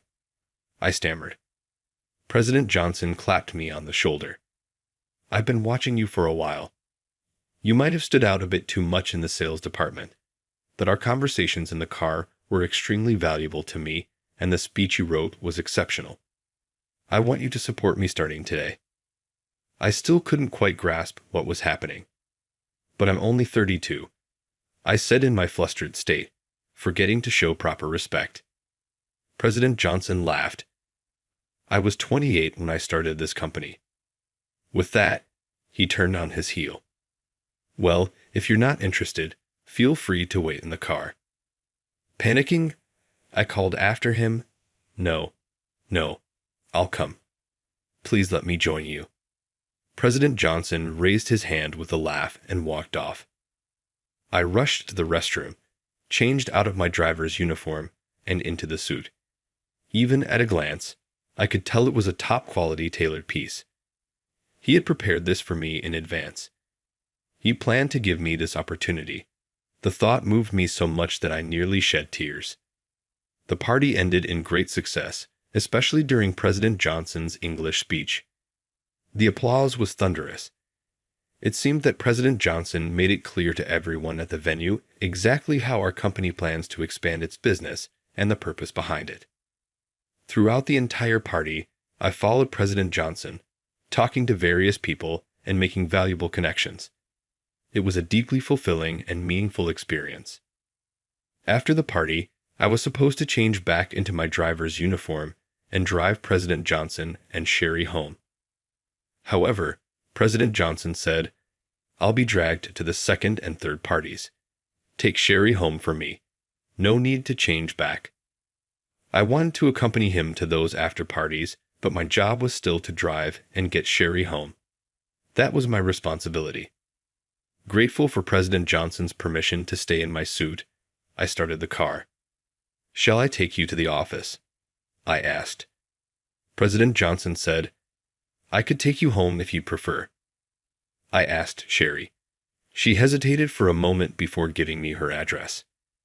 "It's a bit far, but would that be all right?" It seemed like it would take about 40 minutes from here, but it wasn't that far. As I drove leisurely, I decided to ask something that had been on my mind. "So, since we have some time, could you tell me more about what you mentioned earlier?" At my words, Sherry flinched slightly, her shoulders trembling. "The thing from earlier." "Oh, right. You're talking about when I said, 'Did you attend Harvard back then?'"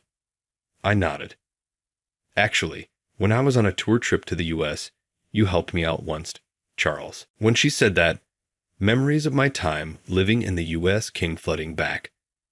During some free time on the tour, I wandered off by myself, exploring different places, and ended up somehow in a back alley. That's when two American guys approached her. Back then, Sherry couldn't speak English fluently, so she was bewildered by their rapid speech, her eyes starting to tear up nervously. Apparently, I was the one who intervened and stopped those two men. Wait, I kind of remember helping a Japanese girl, but I don't quite recall the details. I think she was small, looked nervous, and kind of had a soft, gentle vibe. As I hesitated, Sherry let out a soft laugh. Without a script, President Johnson is unable to give a speech. Suddenly, I found myself turning the wheel and pulling into a convenience store parking lot. I saw Charles. I took my laptop and USB drive from the dashboard, ignoring President Johnson's frantic words. "I'll write the script right here," I replied. When I said those words, President Johnson's eyes opened, as did Sher, his secretary. Charles is my name. Today, at the age of 32, I make my debut as an executive's personal driver. A few days have passed after my department change. I've received extensive instruction in driving and etiquette. Additionally, I was cautioned that dealing with some of the executives can be challenging. Even though I drove with confidence, I received a lot of reprimands for being too rough. Starting, stopping, and turning turns was incredibly difficult. It required a great deal of mental work, and every move had to be faultless and fluid. I finally did it organically recently, and today is the big day. President Johnson himself is my first passenger and the guy I'm driving. I waited for him for a whole 10 minutes at attention because I was so anxious. Then I saw a familiar gathering of individuals near the automated doors, and I hurried back to the car, sat in the driver's seat, and bowed my head in dread. They strolled off without a glance at me. I watched their backs as I carefully exited the vehicle. "I'm so jealous," escaped the lips. My old coworkers from the sales planning division were those who were just passing by. Up until lately, I was putting in a lot of effort in that same field. I used to work really hard for the company and our clients, and I would get into heated arguments with my coworkers. However, a sizable portion of the population disapproved of my approaches. I was moved to become the executive driver following some research and discussion. It seemed like a demotion to me. For a few days, I was down. Every day had been rewarding, and I believed that working in sales planning was my calling. Although I thought I was the one making a contribution to the business, they ultimately determined that I was no longer required in that division. I was depressed and questioned what I had done wrong. But I'm an optimistic person at heart. The only way up is once you've reached your lowest point. Above all, it has been incredibly enjoyable and significant to master driving skills and etiquette during the past few days. I've acquired abilities that will help me throughout my life. I began to feel thankful for that little bit of good fortune alone. While I was deep in contemplation, the automated doors opened, revealing the one I had been anticipating. I greeted him by bending at a 90-degree angle. "I will be your driver as of right now. Charles is my name. I look forward to working with you, even though I'm sure I'll be imperfect at some things." President Johnson laughed quietly when I introduced myself. "Being so tense is unnecessary," he said. "I'm depending on you." His friendly tone eased my nerves a little. To me, President Johnson is someone way up in the clouds. He started his company when he was young, rapidly expanded it, and now owns a 20-story office building, conducting business with numerous companies both domestically and internationally. And yet, he's still only 55 years old. It's truly impressive. Of course, I'd never spoken to him before, and the only time I'd seen him in person was during the New Year's greetings. At that time, he stood on stage with an air of authority, delivering a smooth and impressive speech. In short, he's just incredibly cool. When I relaxed a little and lifted my head, the woman who had followed behind President Johnson suddenly let out a small oops and dropped the bag she was holding all over the place. "Oh no, I'm so sorry. I'll pick them up right away," she said, quickly crouching down, flustered, trying to gather the scattered items. I joined in to help. "Oh no, it's fine. I can do it myself." She tried to refuse, but I felt awkward just standing around without helping. "No, I'm just a humble driver. I'll assist in whatever way I can." I smiled slightly as I said this. The woman's face turned red. Then, President Johnson's laughter rang out from above. "Wow, this is quite a rare sight." The woman, who I later learned was named Sher, blushed deeply and looked down in embarrassment. I handed her the items I'd picked up, then opened the backseat door. President Johnson bowed slightly and got into the car, Sher following suit.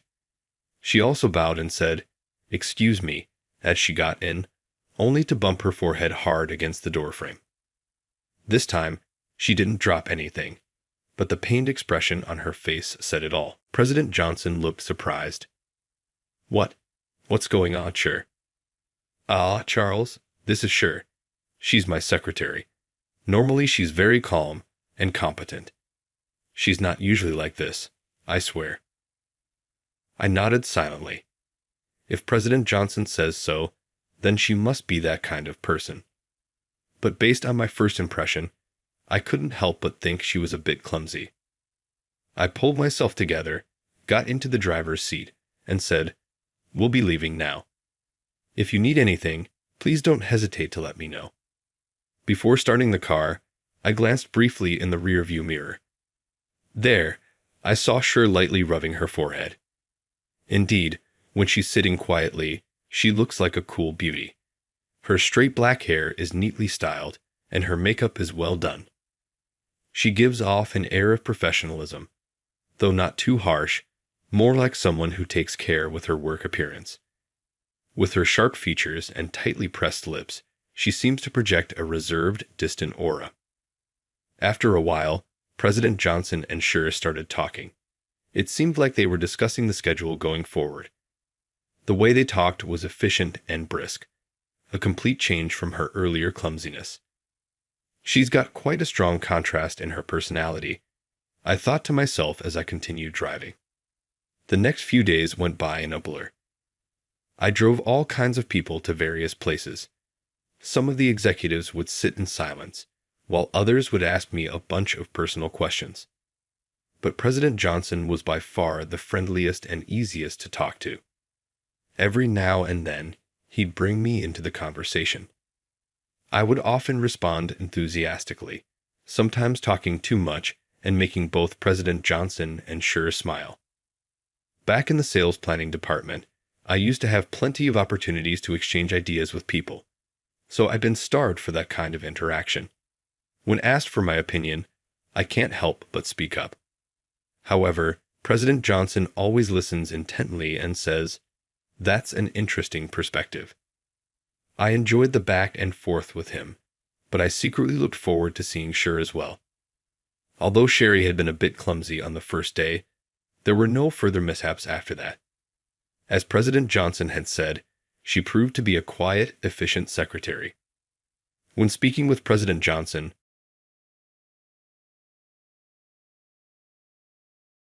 "Sis, you must exercise caution while choosing a partner.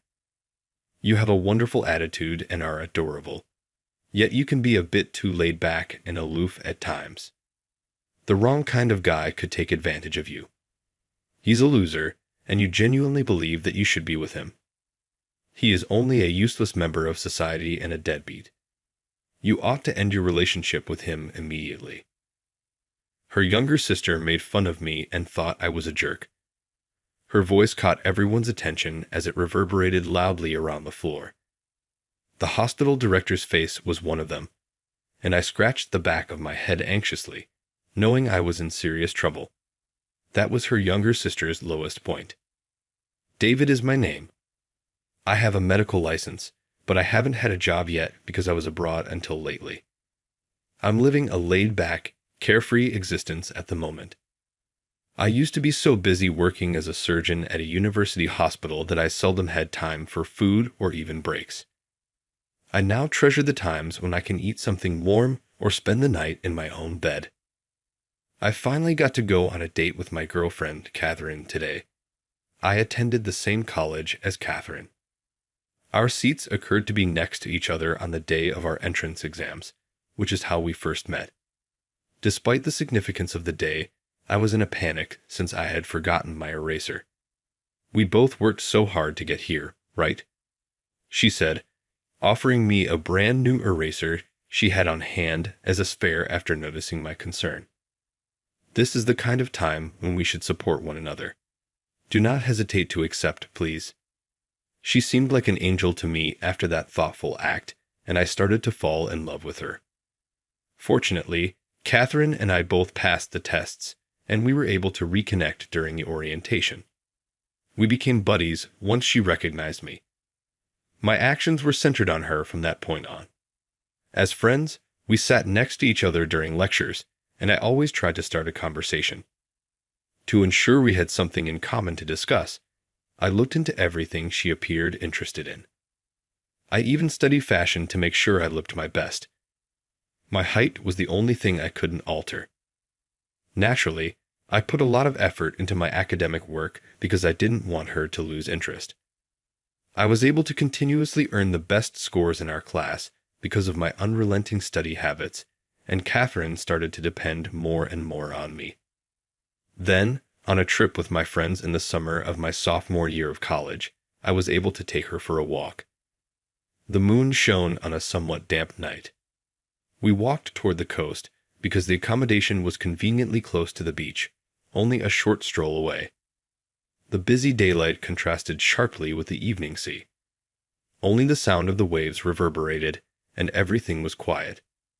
The modest moonlight reflected on the water, shimmering like stars. "It feels like I could watch this forever. It's so mystical and beautiful," I said. I couldn't clearly see Catherine's face in the darkness, but I could tell she was probably smiling gently. I felt an overwhelming surge of emotions. "Catherine, I love you." I had thought of many scenarios for my confession, but when the moment came, it seemed only cliché words came out. When I said those words, she looked at me in surprise. Her big eyes widened even more as she slowly brought both hands to her mouth. "Wait, David, really?" "Yes, it's true. I fell for you when you lent me an eraser during exams. Please be my girlfriend," I said, bowing my head and extending my right hand towards her. It felt like an eternity, but it was probably only a few seconds. After a brief pause, when she touched my hand, I abruptly looked up. She seemed momentarily taken aback, but soon greeted me with a smile. "If you're okay with me, I'd love to. I've always admired how dedicated you are, David, and I thought you were cool." "Really?" I asked. "Yes, really. Let's make it work." With that, she bowed her head to me. In return, I also bowed, and the two of us found ourselves repeatedly bowing, which became comical, and we shared a laugh. From that day on, we've been together. Over time, because we've been together for so long, our ways of thinking have become similar, and sometimes we're jokingly referred to as an old married couple. But I always find myself falling for Catherine all over again, even today. Seeing her happily holding a cup of hot chocolate, she looks so adorable. Her burgundy knit sweater, her black flared skirt, and her houndstooth scarf all fit her as if they were custom-made. Could it be that this entire world exists just for her? Maybe Catherine truly is a goddess. "David, what have you been up to since returning to the States?" After sharing most of my recent life, Catherine, tilting her head slightly, asked me that. Her gesture was as endearing as a small animal. I wanted to shout to the world how cute she is. Suppressing such thoughts deep within my heart, I answered nonchalantly, "Well, I haven't settled down yet, so I'll be living in a hotel for a while. Can't relax or splurge since I have no income. After all, I'm unemployed now." "You actually call yourself unemployed?" She laughed amusingly at that. I think her smile is a national treasure. No, a world treasure. I wish I could buy it with all my wealth. "I'm not working, so no income," I said, making that self-deprecating joke. She laughed. Such precious moments, I wish they could last forever. But life isn't always that kind. Catherine suddenly. A voice clearly aimed at her rang out. When both of them turned towards the voice, a woman stood there with a stern expression. She came right next to the table where we were having coffee and started talking to us. "Caffeine. Sis, what a coincidence. A date." "Oh, Heather, truly unexpected." "Yes, we're on a date right now. This is David." "David, this is my younger sister." "Nice to meet you, Heather," reaching out to shake her hand. She openly looked at him with disdain and ignored his gesture. Huh, she's ignoring me. What should I do with this outstretched hand? You need to be careful about the men you date. You are pretty and have a good personality, but you're a bit naive. It would be terrible if you were deceived by some shady guy. What? David is not like that. I overheard your conversation earlier. He's unemployed and has no income, right? He's not even handsome and is short. I don't get why you're with him. That was just a joke, you know. He's actually. Anyway, I will never accept him. I'll do everything I can to interfere. I have an appointment, so I have to go. Goodbye. Saying this, she glared at me and left the cafe. She had a takeaway coffee in hand, so she must have just stopped by for a moment. Her fast-paced walk seemed courageous. Heather can be a bit strong-willed, but she's very talented. She's younger than us, gets good grades, and is starting her internship at a university hospital next week. Oh, I see. Considering she's younger than us, Heather must be a medical student. You two seem close. We are. She's my adorable little sister. I'm sure the misunderstanding will be cleared up, so please get along with her. I nodded at her cheerful demeanor. It felt like I was looking at the Virgin Mary, or so I originally thought. A few days after my date with Catherine, I had a reason to visit the university hospital where Catherine works. I used to work here, and to add to that, I graduated from the affiliated college of this hospital. It feels like home to me. My business was over quickly, and as I waited in the elevator lobby, thinking of seeing Catherine and heading home, a group of individuals in white coats approached from behind. It seemed they were medical interns with their supervising doctors. I recognized some of the doctors, but among the interns, there was one familiar face. She noticed me and exclaimed, "Oh, why are you here?"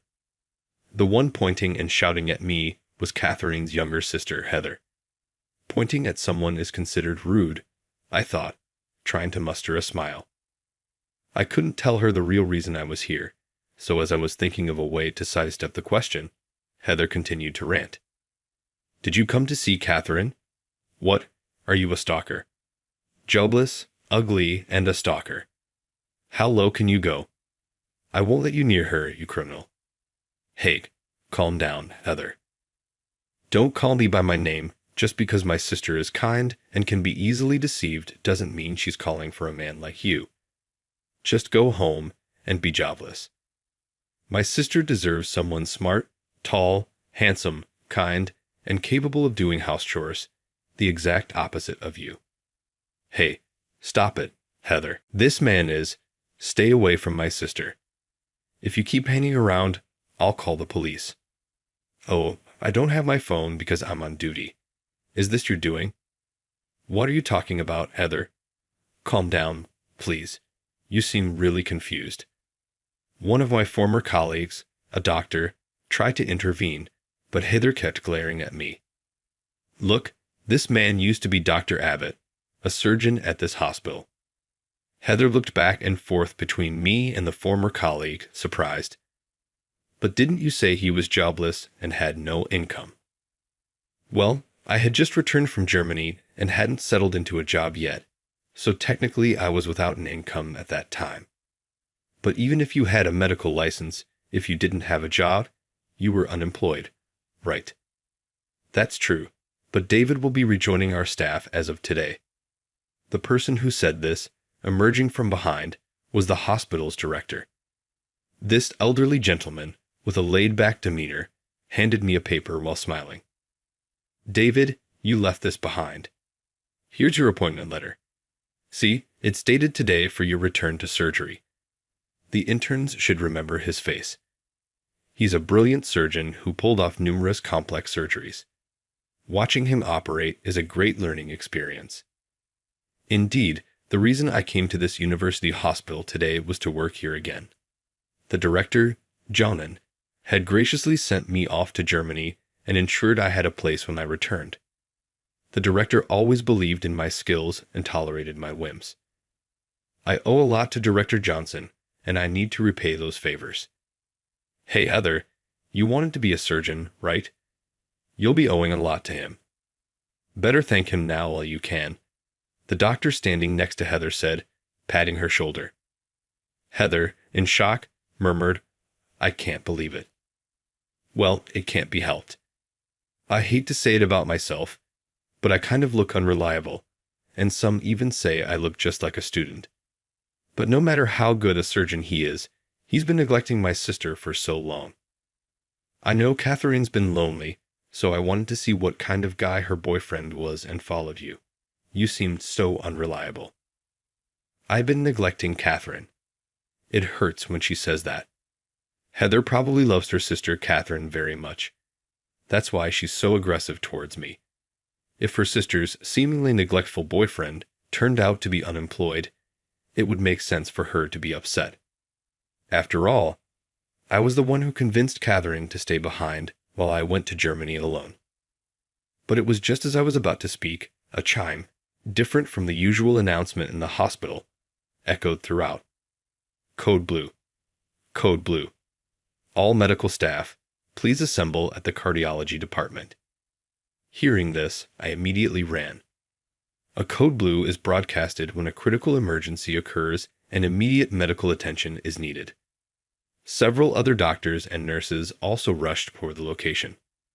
Of course, I wanted to save a life, but I was also filled with a bad premonition. Catherine was visiting the hospital today for a regular checkup because of her heart condition. I thought I'd see her after finishing my own tasks, since medical exams usually involve a lot of waiting. Catherine has a rare heart condition, so she needs to undergo regular checkups. There are many patients at the university hospital, so I was hoping it wasn't her. Even though I felt that way, the nagging feeling wouldn't go away. And as it turned out, my hunch was spot on. Catherine, hang in there. It was undoubtedly Catherine that the nurse was desperately performing CPR on. She had a ghost white face with her eyes firmly closed. She seemed utterly worn out, and her breathing appeared quite labored. Catherine, what happened? I asked a nearby nurse about the situation. She collapsed suddenly after her examination. We've been performing chest compressions for the past 2 minutes. The AED is ready. Got it. Let me take over, please. Catherine, wake up. I took over the CPR from the nurse and kept calling out to her. But there was no change in Catherine's condition. The medical team was bustling around us. It's all to save a life. My sister. No way. Heather, who seemed to have arrived later, was also there, but I couldn't pay attention to her right now. I desperately called out to Catherine while performing CPR. The AED is here. A doctor rushed over with an AED and promptly began to set it up. It's ready. Step back, Dr. Abbott said. An electric jolt was administered with a beeping sound, but the situation remained unchanged. Catherine. I continued CPR while waiting for the next electric shock. Administering shock. Step back. After the second shock, Catherine showed a faint coughing response. She's back. A response meant her heartbeat had returned. A wave of relief washed over everyone present, but it was too soon to relax. David, the operation room is ready. Can you do it? Absolutely. Let's do it. His calm demeanor from earlier was gone. The serious expression came from Director Johnson, the hospital director. Director Johnson was aware of Catherine's condition and had allowed me to continue my medical duties while also treating her. He consistently updated me on the progress of her condition and her test results. Of course, we'd obtained her permission first. Catherine's condition was rare in the States, so it was largely unclear how to treat it. The only treatment was symptomatic, and it was agonizing to just watch her heart weaken over time. She had accepted her illness and merely offered resigned smiles. Then, I found a paper from Germany detailing similar cases that had been completely cured with surgery. It was a ray of hope for me. If there was a chance to cure Catherine's illness, I'd do whatever it took without a second thought. I reached out to a hospital in Germany, and in no time, my trip to Germany was set. However, Catherine was hesitant.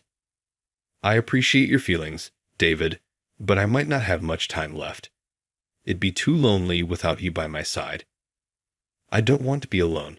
Please stay with me. Let's create a few more memories. I wish you wouldn't say that.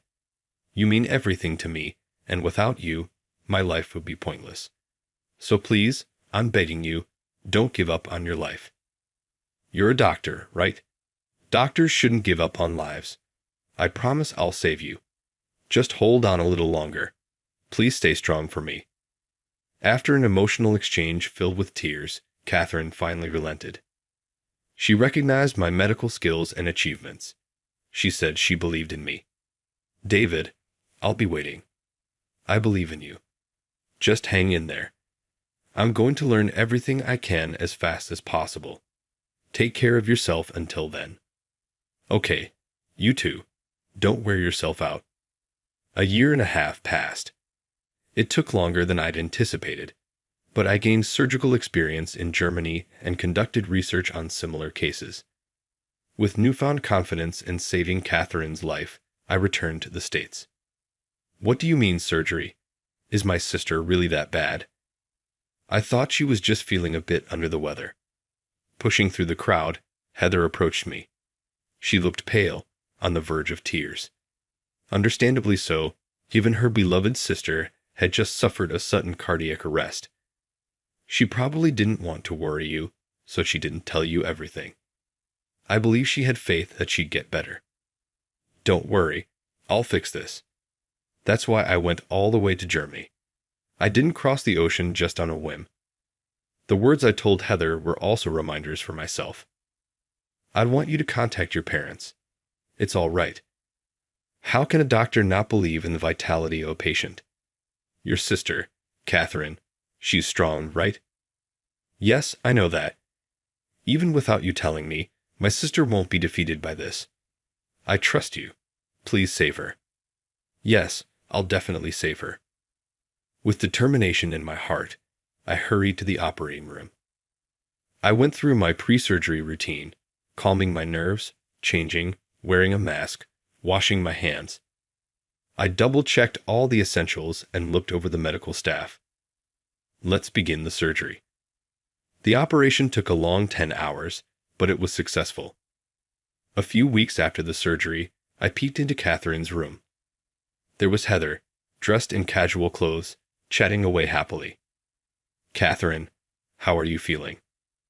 I'm recovering very well. Everyone's been kind, and it's comfortable. It's just a bummer I can't walk around much. Well, your heart did stop once.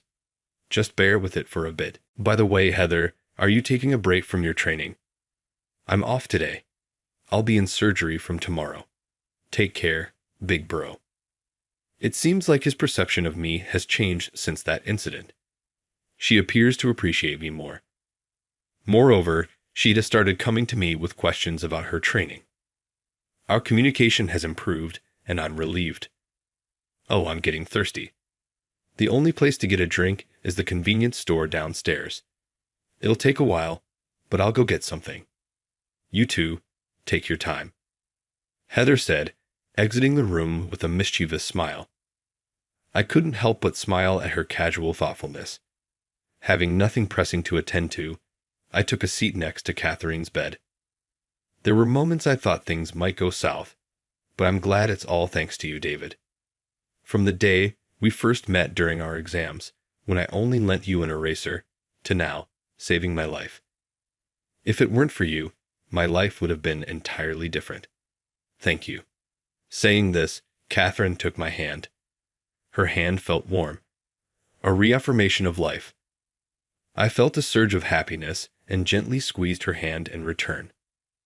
If it weren't for you, Catherine, I wouldn't have been living my life this passionately. Whether it was college studies or becoming a doctor, I pushed through wanting to impress you. You're the driving force of my life.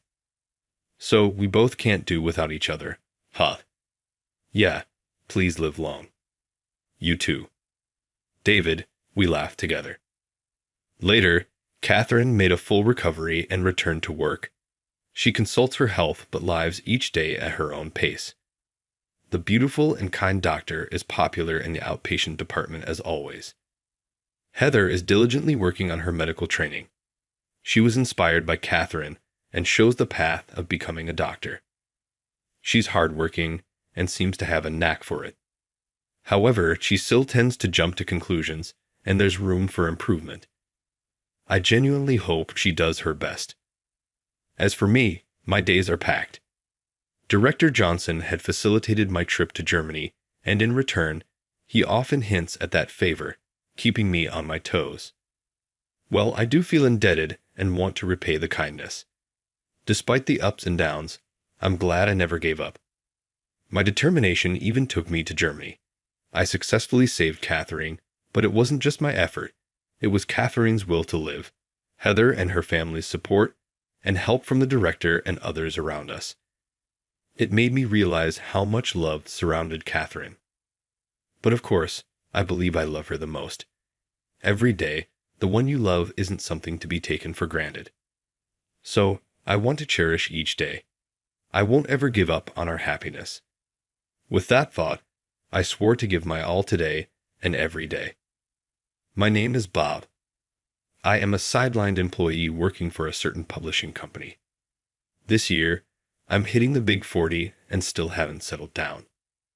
Now, that's not to say I've never had a girlfriend. I had one back in college. We met at a literary club, bonding over a shared love for a particular novelist, which led us to dating. After graduating, we stayed close since we worked near each other, and our relationship was as solid as ever. Never had a fight with her, and I used to think I wanted us to always be this close. Maybe even get married someday. Turns out, I was the only one thinking that. She started getting closer to a senior colleague at her job, and our meetings started becoming less frequent. By my second year in the workforce, she broke things off. A buddy of mine later told me that she had fallen for some handsome, high-flying executive at the ID firm she worked at, a guy whose looks and paycheck were leagues above mine. In the end, women choose men based on their looks and money. After losing my confidence, I never got a girlfriend again. In fact, I've lived without even showing a hint of interest in women. However, I was liked by colleagues, and I was very satisfied with my relationships at work. Having left my previous job in my mid-20s, I joined this company midway. It's been over a decade. Even though I'm not in a prominent position, covering for my junior colleagues when they make a mistake is a piece of cake. Sometimes after work, I'd go out for drinks and listen to my colleagues' complaints, offering them advice, so they really relied on me. Then, one day, the day after I had helped cover up a mistake for a colleague, he ran up to me exclaiming, "We've got news. Did you hear? We're getting a new employee from the headquarters, and it's a young woman at that." Seeing the colleague getting all excited about a young woman, I gently placed both my hands on his shoulders and said, "Easy there, calm down." Not long after he caught his breath, our boss walked into the office with the mentioned young woman. Starting today, Catherine will be the manager of this division. I'm Catherine. Nice to meet all of you. As she greeted and gave a slight nod, a round of applause began growing louder. In the midst of the clapping, the same junior colleague beside me whispered, "I heard Catherine used to be a department head at the headquarters." Hearing that, I thought to myself, impressive for someone so young. Later, my boss told me the same thing, confirming that the rumors were indeed true. With a track record of rising to a managerial position at such a young age, she worked even harder than the rumors suggested, swiftly handling tasks and showcasing her prowess. Even though she was younger, she became my superior. She was friendly and highly competent, quickly becoming a natural fit in our department. However, there was one thing that bugged me. I often felt her gaze from her distant desk. It wasn't a flirtatious look or a look of disdain, but something indescribable. At first, I thought she was puzzled by me, a middle-aged man still in a peripheral role. One day, after this had been going on for a few days, she approached my desk and asked if I could prepare a document for her by the next afternoon. Given how capable she was, I figured she could probably do it faster herself. However, once I understood the simple content she needed, I realized she must be so swamped with work due to her efficiency and decided to help. So, I said to her, "I can get this done today. I'll bring it over once it's ready," and turned back to my computer, but she didn't move. When I looked up, her mouth was agape, a look of shock on her face. "What's wrong?" I asked. She seemed to snap out of it and said, "Oh, nothing. Thank you," before finally heading back to her desk. Later that day, as promised, I submitted the completed document just before the end of work hours.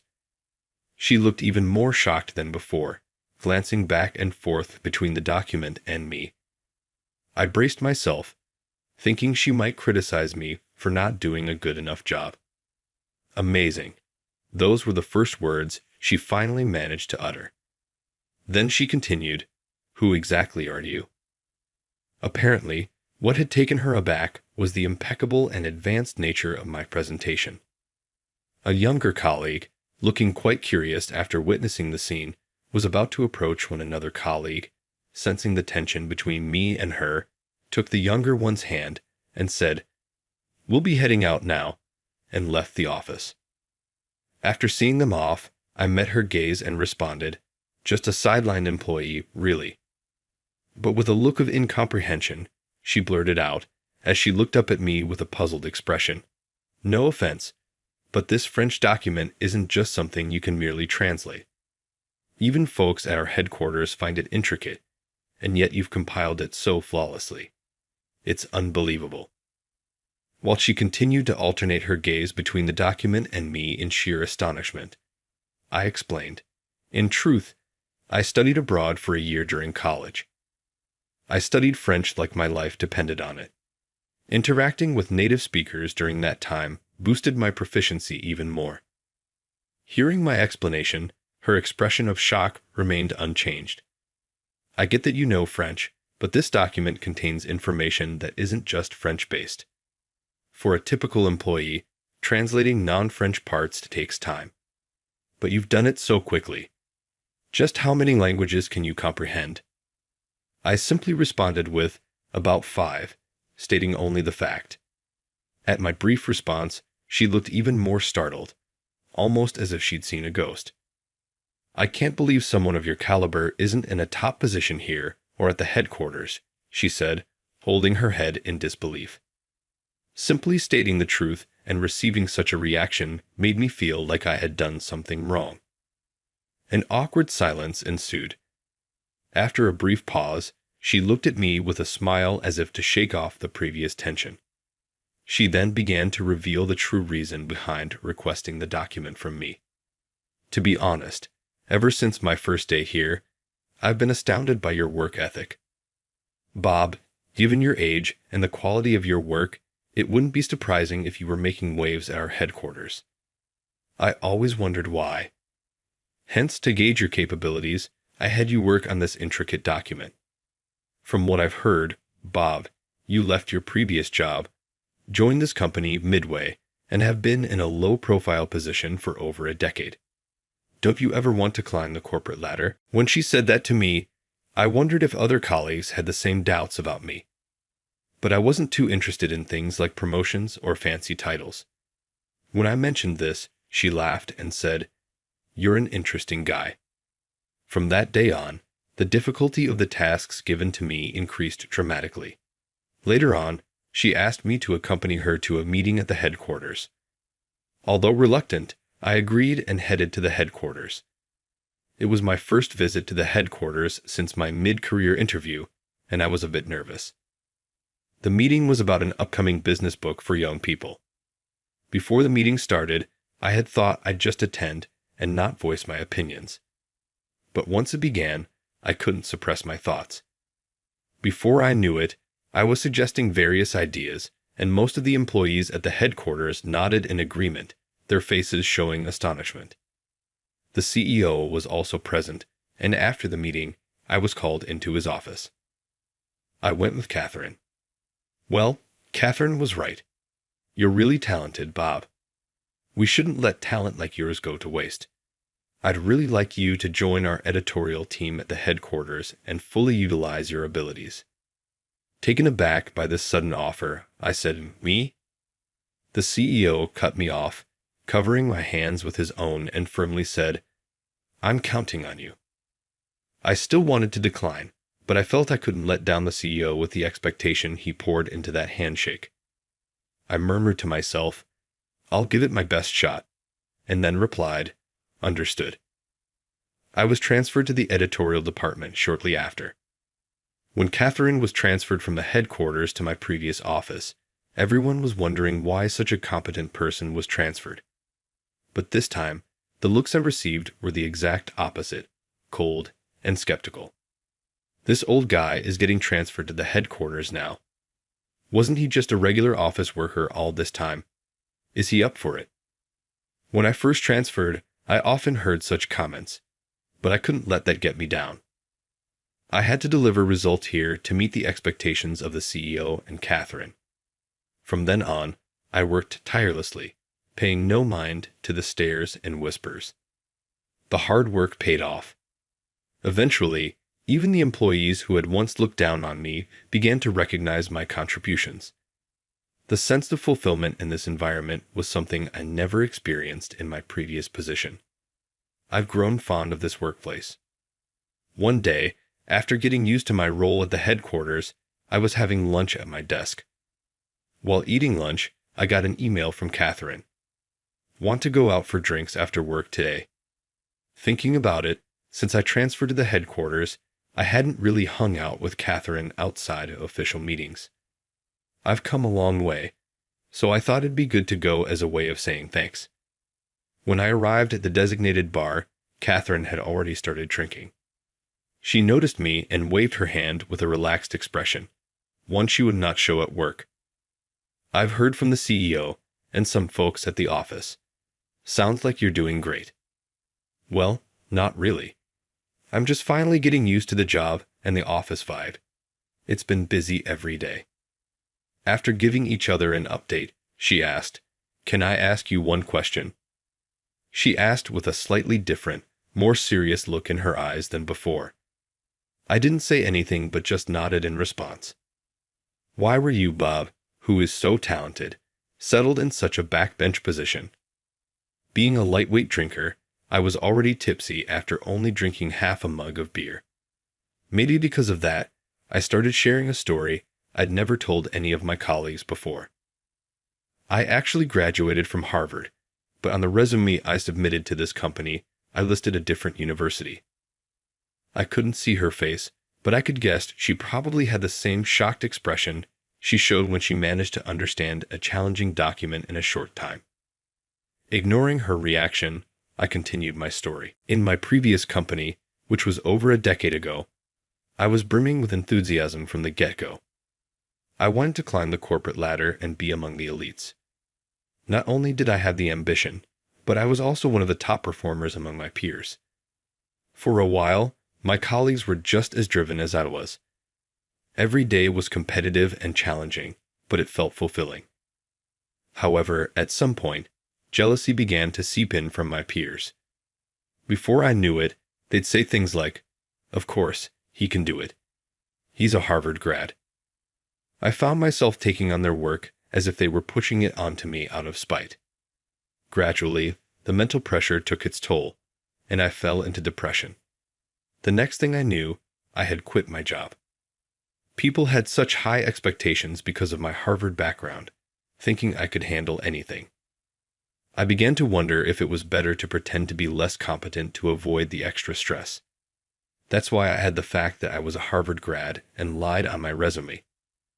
Once I finished my story, I looked over at her. She seemed more engaged than I had expected, and I felt reassured. That sounds tough. I kind of get it now. Well, honestly, pretending to be incompetent and being a sidelined employee at this company was easy at first.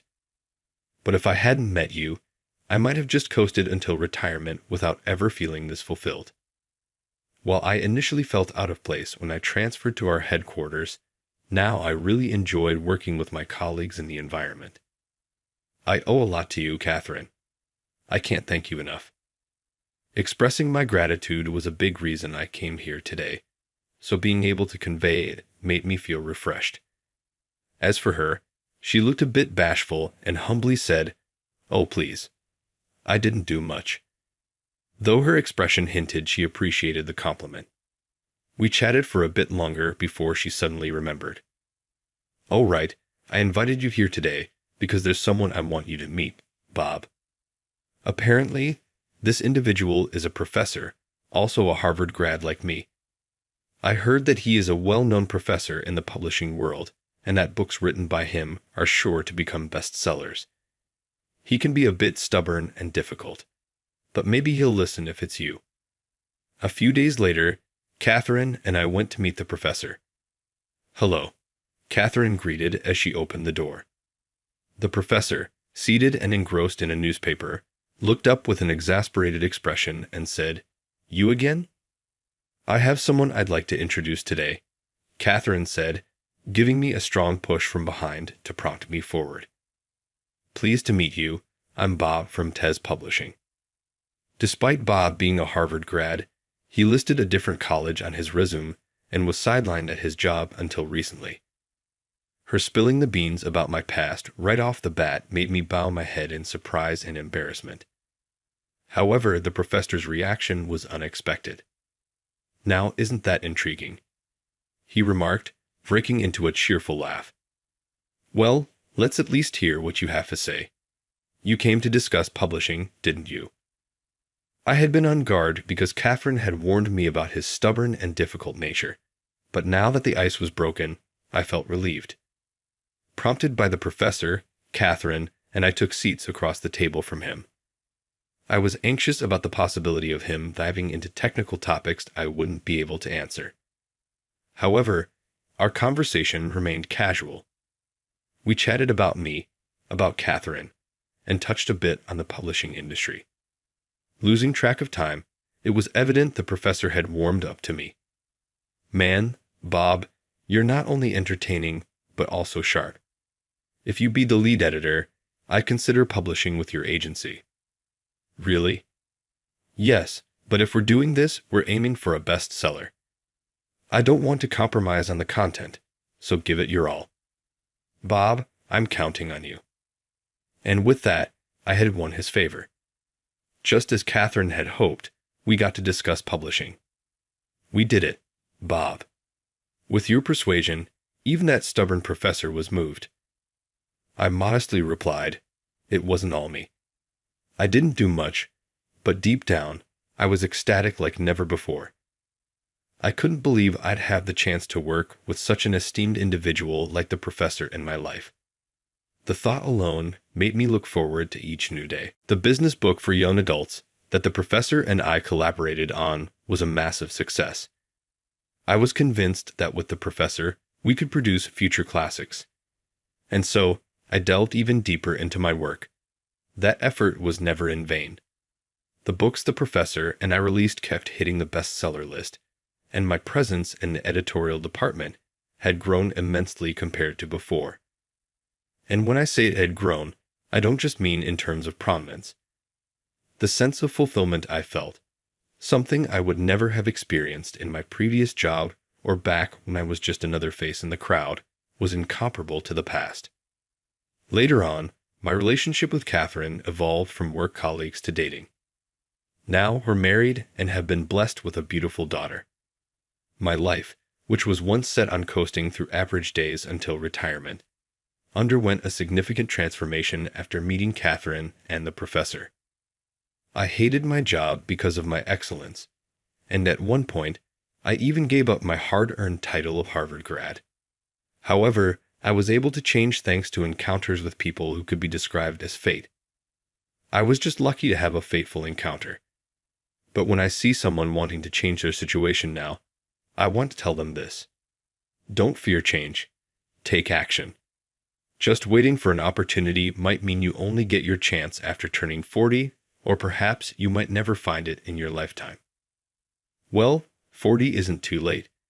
It's always better to grab chances sooner. If you seize opportunities early, you can enjoy longer and more fulfilling days. To those who are content with their current state, I'd like to ask, is that truly the best you can do? Thanks to the professor, there's no denying that I've become known as an editor with a string of bestsellers. But since the day the professor told me he liked my work, I've poured my heart and soul into my job, day and night. I can proudly say that this hard work, while modest, has definitely contributed to the success of those bestsellers. Because with each book, I've given it my all. So, take a moment to reflect. Is your current situation truly the result of giving your very best? If you feel there's more you can achieve, that you're not at your limit, then I urge you to act now. Effort is always rewarded in one way or another.